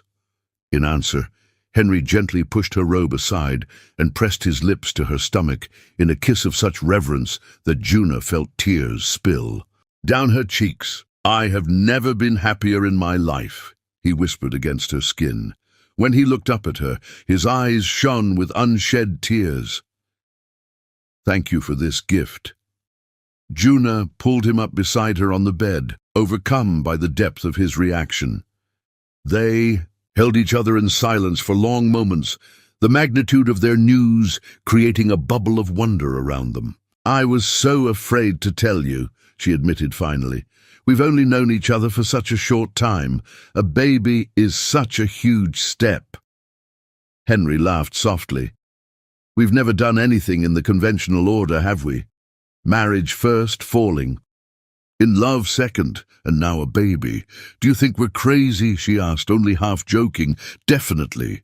His smile was radiant, but I wouldn't change a thing. The days that followed were filled with secret joy as they kept the news between themselves, savoring this private miracle before sharing it with the world.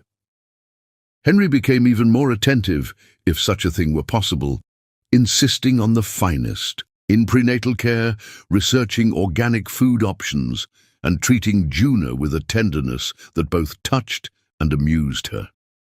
"I'm pregnant, not made of glass," she protested one evening when he insisted on carrying her up the stairs after a long day. "Humor." "Me," he replied, pressing a kiss to her temple. "I've waited my entire life for this, for you, for us." 2 weeks after they discovered the pregnancy, they sat in a private examining room at the city's most exclusive obstetrics practice. Juna lay on the examination table, Henry's hand firmly clasped in hers as the ultrasound technician prepared. "The equipment. This gel might feel cold," the technician warned before applying it to Juna's exposed abdomen. Henry watched every movement with intense focus, his thumb tracing soothing circles on the back of Juna's hand. The anticipation in his expression made her heart swell with love. As the technician pressed the wand to her stomach and began moving it in practiced patterns, Juna fixed her eyes on the screen, eager for that first glimpse of their child.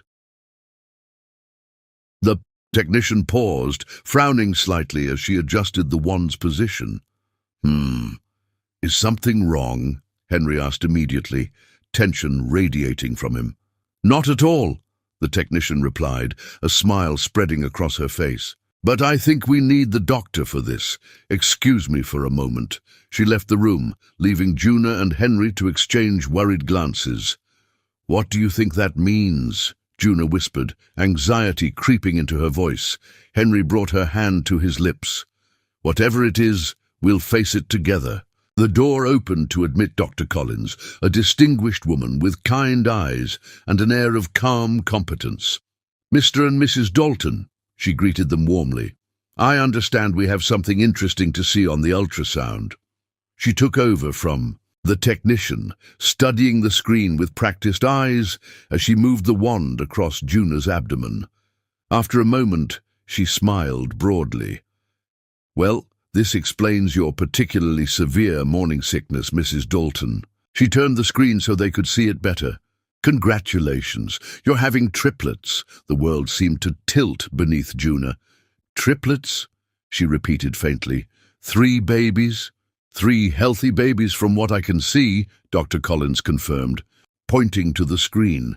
"Here, here, and here, each with their own strong heartbeat." Henry made a sound somewhere between a laugh and a gasp.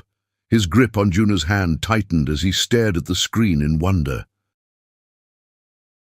"3 babies," he whispered, his voice filled with awe. "We're having 3 babies."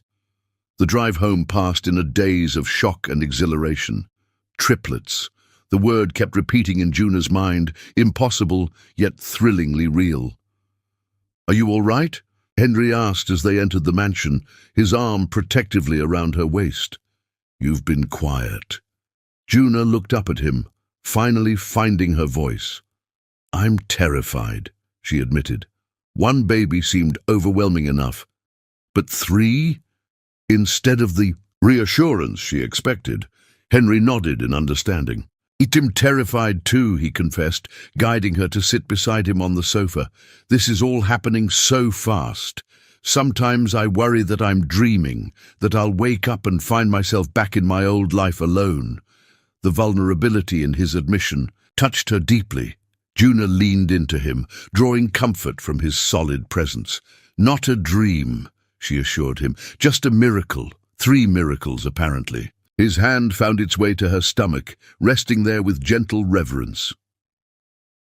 "Our family," he murmured, wonder infusing his voice. "Already larger than I ever imagined."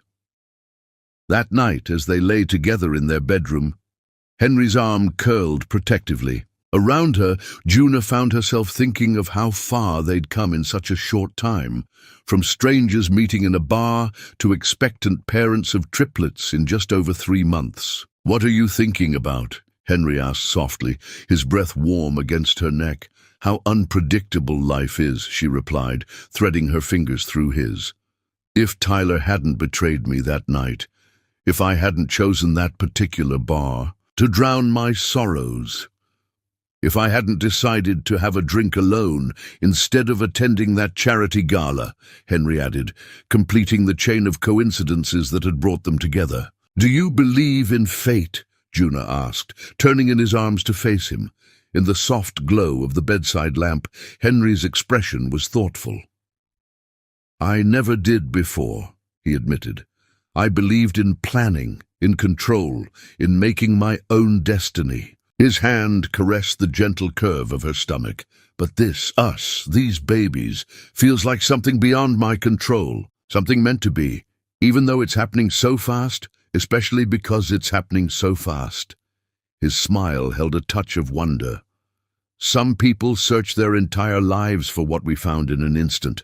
The weeks that followed brought Rapid changes as Juna's pregnancy progressed. Her body transformed more quickly than either of them expected, the triplets making their presence known in an unmistakable baby bump by the beginning of her second trimester. Henry insisted on converting an entire wing of the mansion into a nursery suite, consulting with the best designers who specialized in multiples. He attended every doctor's appointment, absorbing each piece of information with the same intensity he brought to his business dealings. One evening, Juna found him in the newly completed nursery, standing alone in the center of the room, staring at the 3 identical cribs arranged along one wall. "Henry," she called softly from the doorway, "are you okay?" He turned to her, his expression unusually vulnerable. "I was just thinking about my own father," he said, "about the kind of parent he was, distant, demanding, critical." His hands flexed at his sides. "I don't want to be that kind of father." Juna crossed to him, taking his hands in hers. "You won't be," she assured him. "You're nothing like him." "How can you be sure?" Doubt clouded his features. "The Dalton legacy isn't exactly filled with nurturing figures." "Because I know you," she said simply. "I've seen your heart, Henry. The way you love, fiercely, completely, protectively. That's the kind of father you'll be." His arms encircled her, drawing her as close as her growing belly would allow. "How did I ever deserve you?" he whispered against her hair. "By being exactly who you are," she replied, rising on tiptoes to kiss him softly. "The man I love." The weeks passed in a whirlwind of preparations and prenatal appointments. Their high-risk pregnancy specialist, Dr. Collins, monitored the triplets' development with vigilant care, explaining each milestone as 3 distinct heartbeats pulsed through the ultrasound speakers. At their 20-week anatomy scan, they watched in awe as Dr. Collins carefully examined each baby, confirming their development was on track, despite the challenges of a multiple pregnancy. "Would you like to know the sexes?" Dr. Collins asked, her experienced hands moving the ultrasound wand with precision. They exchanged a glance and nodded in unison. "Well, baby A is definitely a boy," she announced, pointing to the screen. "And baby B is also a boy." She moved the wand to focus on the 3rd child. "And baby C is a girl. Congratulations, you have 2 sons and a daughter." Henry emerged from the appointment looking dazed with happiness. "A daughter," he kept saying as they drove home, the word filled with wonder. "I'm going to have a daughter." Juna watched him with amusement. "And 2 sons," she reminded him gently. "Yes, of course." He grinned, slightly sheepish. "The boys will be amazing, but a little girl. She'll be as beautiful as her mother." That night, Henry received a call that caused him to abruptly leave their evening routine. His expression had transformed instantly from relaxed to alert, the business mask sliding into place as he answered his phone with a clipped "Dalton." After disappearing into his study for over an hour, he finally returned to their bedroom. The tension radiating from him was palpable, etched in the tight set of his shoulders and the crease between his brows. "What is it?" Juna asked, setting aside the pregnancy book she'd been reading, her hand instinctively protective over her growing belly. Henry sat on the edge of the bed, taking her hand in his. His thumb traced circles on her palm, a habit she'd noticed emerged when he was processing difficult information. "That was Lawrence from my security team," he said, his voice tight with controlled concern. "There's been a situation." Alarm flashed through her. "What kind of situation?" "Nothing for you to worry about," he assured her quickly, but the shadow in his eyes betrayed him. "Just some unusual activity around one of my subsidiary companies. Probably nothing significant." But Juna could see the tension in his shoulders, the careful way he was choosing his words. "Don't do that," she said quietly. "Don't try to protect me from the truth." Henry sighed, running a hand through his hair. "You're right. I'm sorry." He met her eyes directly. There have been some coordinated attempts to access sensitive financial information. My team believes someone may be gathering intelligence for a hostile move against Dalton Industries. Your brother? She guessed, remembering the story Henry had told her in the mountain retreat. Possibly. James has been quiet for years, but this has his signature. Henry's jaw tightened. He always did have excellent timing. What does that mean? It means that with you pregnant with triplets, I'm more vulnerable than I've ever been. He placed his hand on her rounded belly, his touch gentle despite the steel in his voice. James knows that attacking now, when my focus is divided, gives him an advantage. Concern tightened around Juna's heart.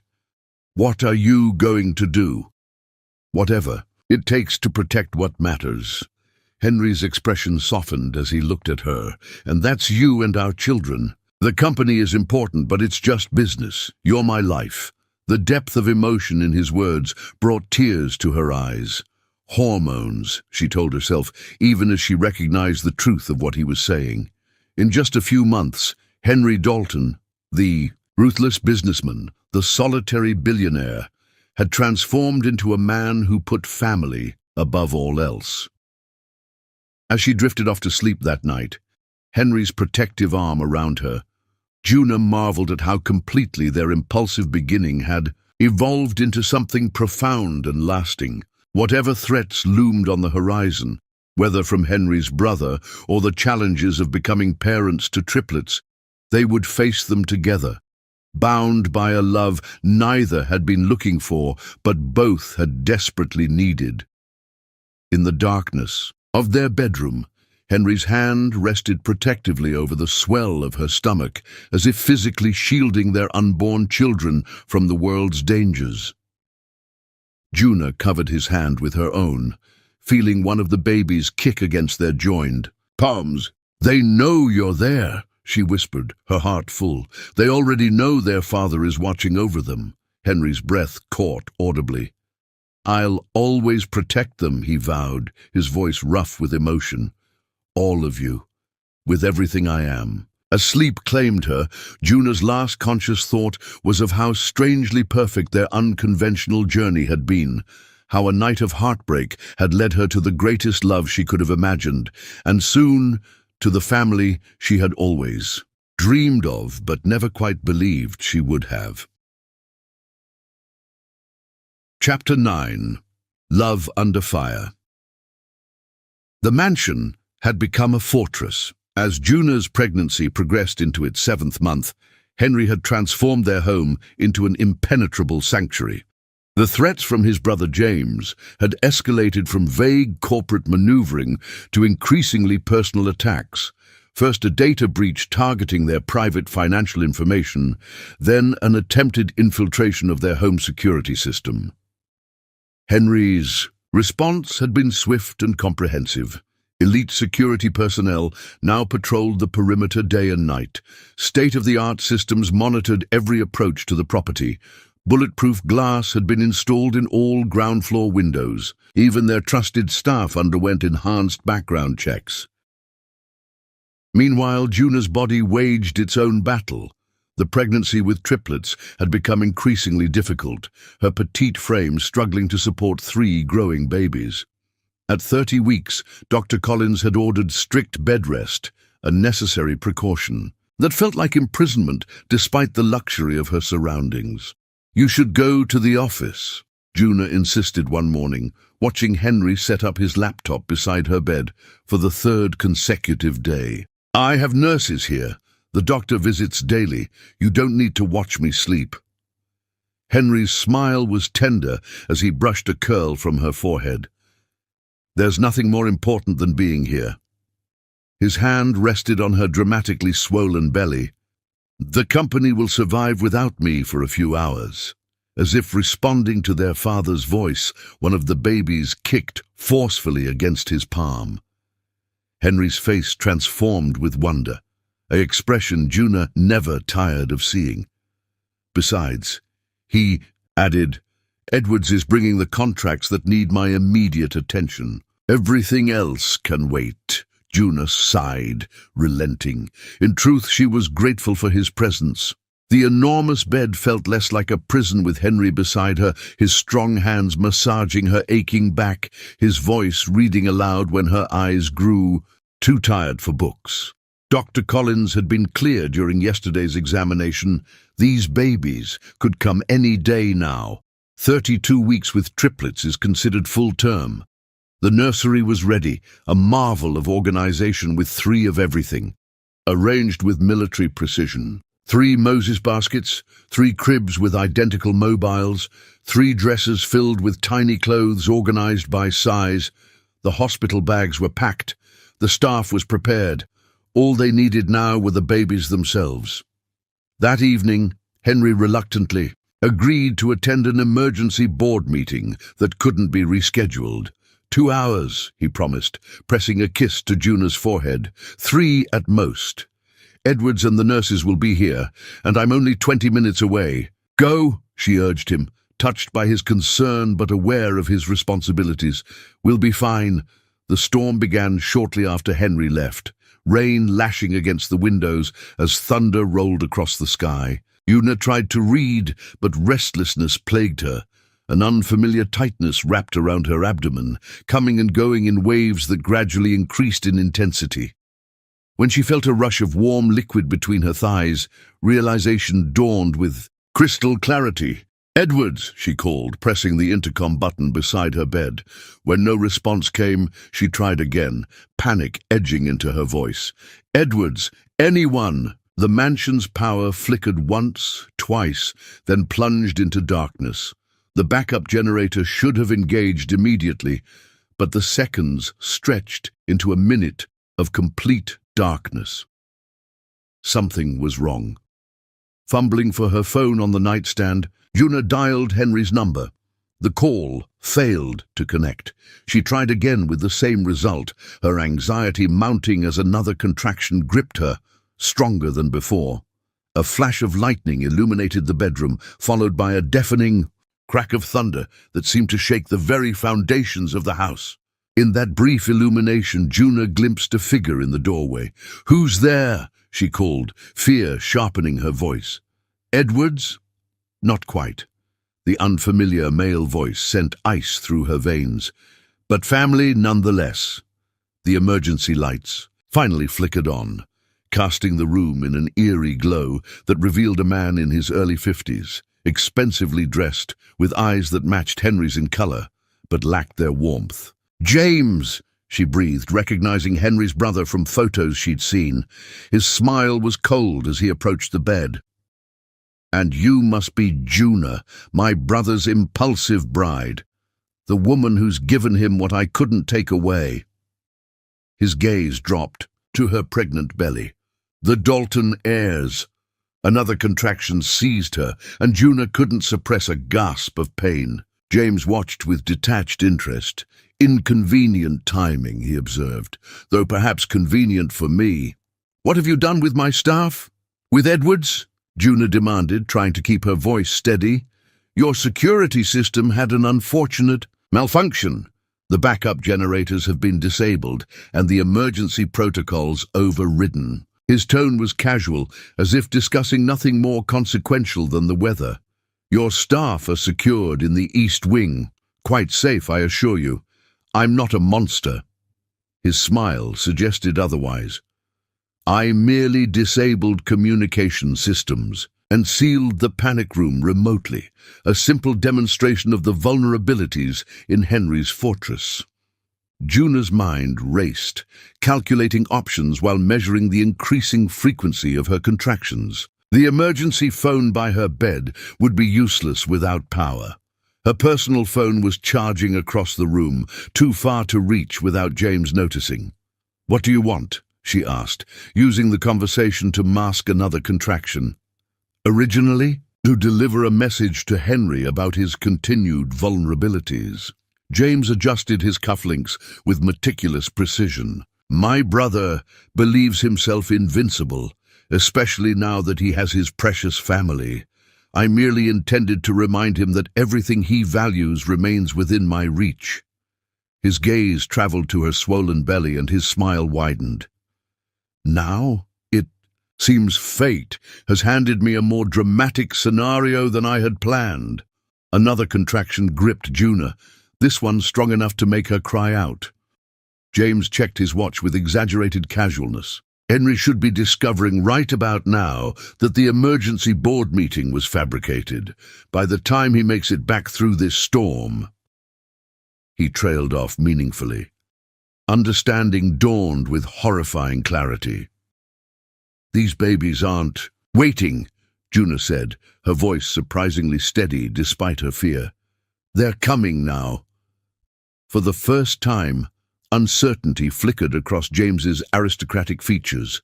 Surely you're exaggerating. In answer, Juna's body was seized by another contraction, more powerful than the last. When it passed, she fixed James with a steady gaze. You have two choices, she said, summoning every ounce of strength. Leave now and hope Henry shows mercy when he finds you, or help me deliver your brother's children. Something shifted in James's expression, surprise perhaps at her composure in the face of crisis. Before he could respond, the sound of shattering glass echoed from downstairs, followed by shouting. James! Henry's voice roared through the mansion, rage and fear, evident in every syllable. If you've touched her, relief flooded Juna as hurried footsteps pounded up the stairs. James stepped back from the bed, his momentary vulnerability replaced by a practiced mask of indifference. Henry burst through the doorway, rain-soaked and wild-eyed, flanked by security personnel. When he saw Juna on the bed, visibly in labor, and James standing nearby, his expression transformed into something terrifying. Henry! Juna called, stopping him before he could launch himself at his brother. The babies, they're coming, now! Those words instantly recalibrated Henry's priorities. With a curt nod to security, deal with him, he was at Juna's side, his touch infinitely gentle despite the fury still evident in his eyes. Ambulance? He asked tersely. No time, she gasped as another contraction seized her. They're coming. Too fast. What followed was a blur of activity as the mansion's emergency protocol engaged. The trapped staff were freed. The on-call obstetrician was contacted via video call. Emergency medical supplies were gathered. Through it all, Henry remained Juna's rock, holding her hand, wiping her brow, whispering words of encouragement as she labored to bring their children into the world. I see the head, the nurse announced. One more push, Mrs. Dalton. With Henry supporting her, Juna gave a final, exhaustive push, the room filled with the indignant wail of their firstborn son. He's perfect, Henry whispered, tears streaming unashamedly down his face as the nurse placed the squalling infant briefly against Juna's chest before whisking him away for urgent care. 20 minutes later, their second son arrived, smaller than his brother, but with a surprisingly robust cry. And finally, after another agonizing half-hour, their daughter entered the world in silence that terrified her parents until, with skilled intervention from the nurse, she let out a tiny, determined cry. When the medical helicopter finally arrived, to transport the premature triplets to the neonatal intensive care unit, Henry faced an impossible choice: stay with Juna or accompany their fragile newborns. Go with them, Juna insisted, exhausted but stable. I'll follow as soon as I can. Be moved. They need you more than I do right now. The look Henry gave her contained every emotion words could never express: gratitude, love, admiration, and a promise. You, he said, pressing a fervent kiss to her lips, are the strongest person I've ever known. I love you beyond reason. As Henry departed with their tiny children, Juna finally allowed herself to relax against the pillows. The night's dangers had passed. James was in custody. Their babies, though early, were alive and fighting. In the space of a few chaotic hours, they had officially become a family, and despite the drama of their arrival, despite the ongoing threats from James and the challenges that surely lay ahead, Juna felt only a profound sense of rightness. This was their story. Unexpected, unconventional, and undeniably theirs. Chapter 10. Sweet Justice. The garden of the Dalton estate had been transformed into an enchanted wonderland.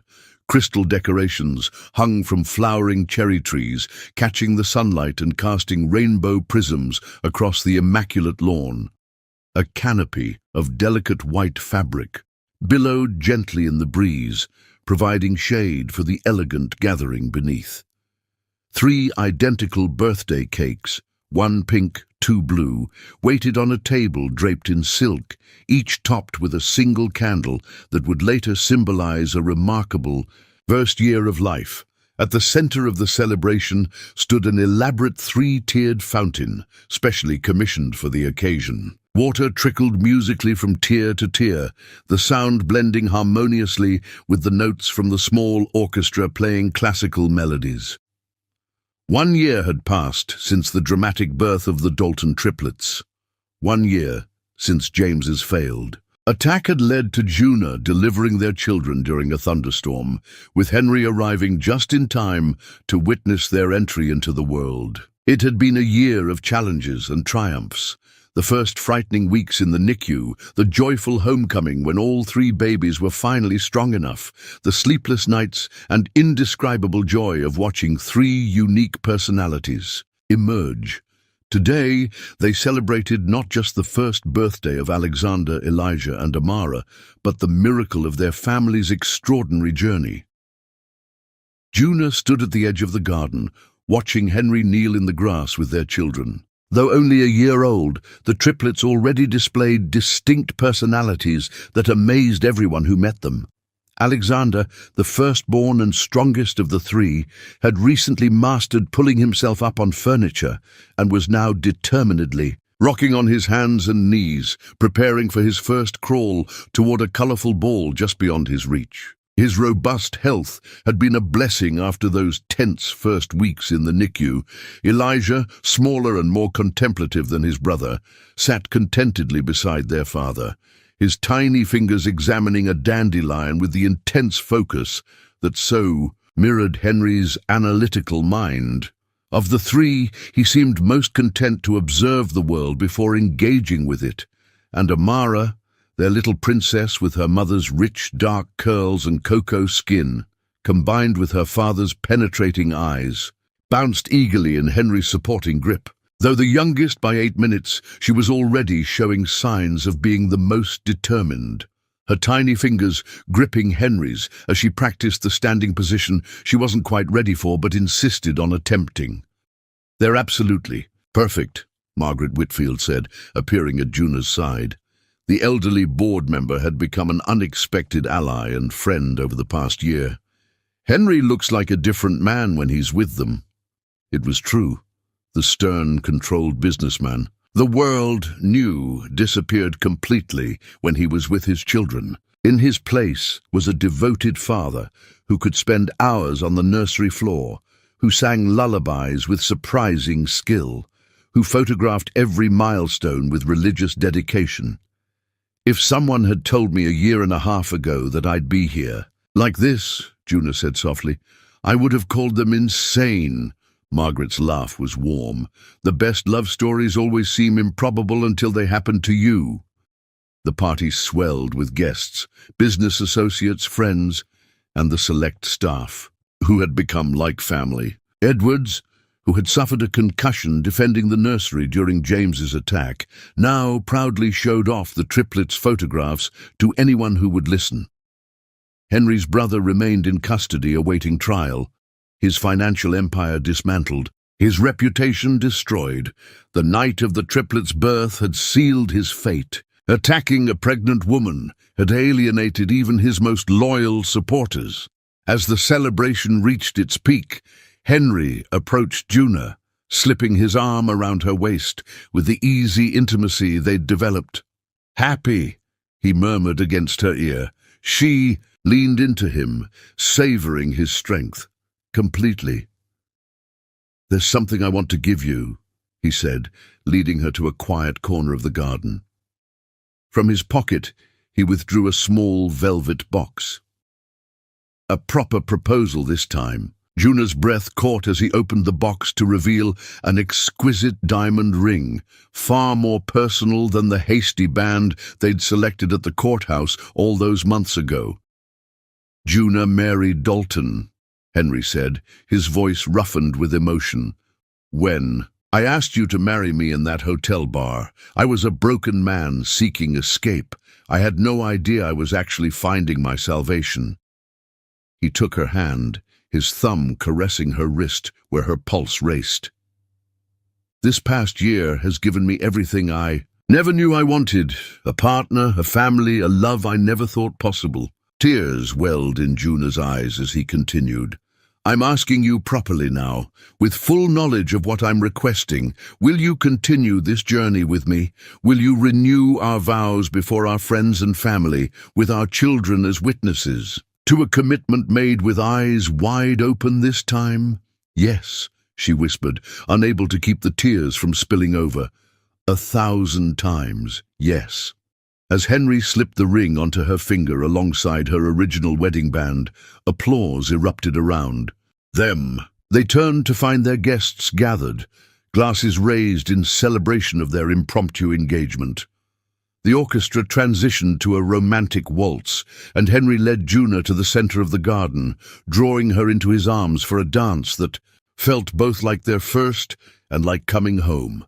As they moved together beneath the summer sky, a commotion at the garden entrance caught Juna's attention.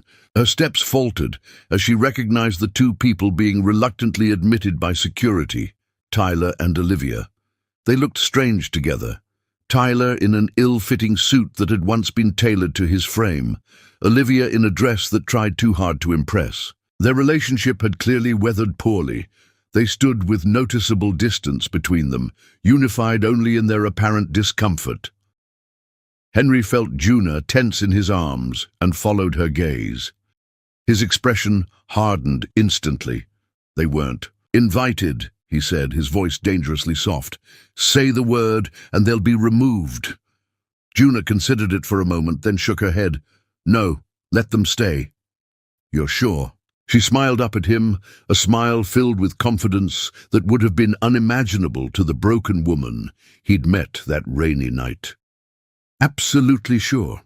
In fact, I think it's perfect." As the dance ended, Juna took Henry's hand and approached the unwelcome guests. Conversations quieted around them, guests sensing the drama unfolding. Tyler, Olivia. Juna's voice was calm, almost pleasant. "This is a surprise." Tyler shifted uncomfortably. "Juna, you look different." Indeed she did. Gone was the insecure young woman they had betrayed. In her place stood the confident Mrs. Dalton, radiant with happiness and the quiet power that came from being truly loved. "Marriage and motherhood. Agree with me," she replied simply.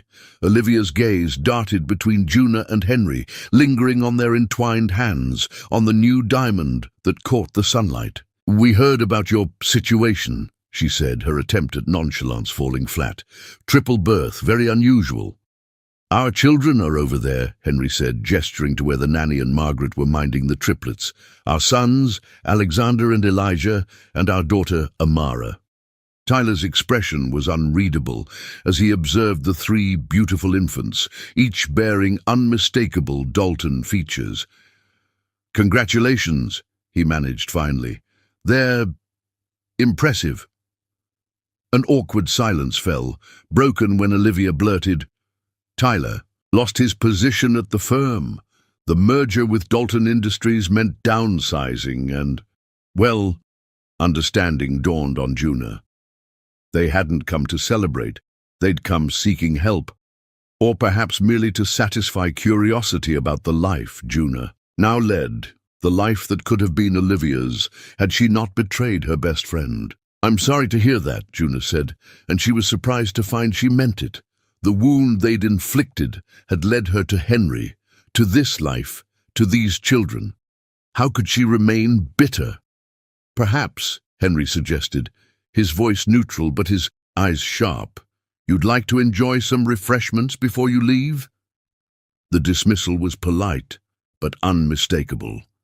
Tyler opened his mouth as if to protest, but Olivia touched his arm, shaking her head slightly. "Thank you," she said stiffly. "We won't stay long." As they moved away toward the buffet, Henry turned to Juna, concern evident in his eyes. "Are you all right? I should have had security remove them immediately." She placed her hand on his chest, feeling his heart beating strong and steady beneath her palm. "I'm perfectly all right," she assured him, genuine warmth in her eyes. "Seeing them now is like looking at strangers from another lifetime. There's nothing there anymore, no pain, no anger, just nothing." The realization was liberating. The wound that had once seemed unbearable had healed so completely it had barely left a scar. Henry's arms encircled her waist, drawing her against him. His protective instincts had only grown stronger since the birth of their children, yet he'd learned to trust her strength as well. "They're watching us, you know," he murmured against her ear, his breath warm against her skin. "Probably wondering how they could have been so foolish." "Then let's give them something to really regret," Juna replied, with a mischievous smile, rising on tiptoes to capture his lips in a kiss that spoke volumes about the passion they still shared after everything they'd been through. When they parted, she glanced over to see Tyler and Olivia watching them, twin expressions of loss and regret evident on their faces. For a moment, Juna felt a flicker of sympathy. They would never know this kind of love, this bone-deep connection that had transformed her life. The moment was broken by a cry from Amara, who had spotted her parents and was reaching for them imperiously. Henry laughed and crossed to their daughter, scooping her into his arms with practiced ease, while Juna gathered the boys. As the staff began preparing for the cake-cutting ceremony, Juna noticed Tyler and Olivia slipping away through the garden gate. Their departure, as unremarked as their arrival, had been unwelcome. "They're gone," she told Henry, as they settled the triplets into their special chairs. "Good," he replied simply. Then, studying her face, "No regrets?" Juna looked around at the life they had built together. Their beautiful children, their home filled with love, the happiness that radiated from Henry's once guarded eyes. "Not a single one," she assured him, her heart full to bursting. "Everything that happened led us here, to this moment. How could I regret any of it?" As the guests gathered to sing happy birthday, Henry stood behind Juna, his arms encircling her and their children in a protective embrace that spoke of a love both fierce and tender. "I love you," he whispered against her hair. "Beyond reason, beyond measure." "And I love you," she replied, leaning back against his strength. "My stranger, my husband, my heart." Later, as the evening settled into golden twilight and the last guests departed, Henry and Juna walked through their garden, the sleeping triplets safely tucked away in their nursery. They paused beneath the white gazebo where they had danced. Earlier, Henry pulling Juna into his arms for a kiss that still made her heart race after all they'd shared. "Quite a journey we've had, Mrs. Dalton," he murmured against her lips. "And quite a journey ahead," she replied, her fingers threading through his hair. From betrayal to chance encounter, from impulsive marriage to profound love, their story had never followed a conventional path. Yet standing there in the gathering dusk, wrapped in each other's arms with their children, sleeping peacefully nearby, Juna knew with absolute certainty that sometimes life's most painful moments led to its greatest blessings. In losing what she thought she wanted, she had found what she truly needed, and in the stranger she'd impulsively married, she had discovered her destiny.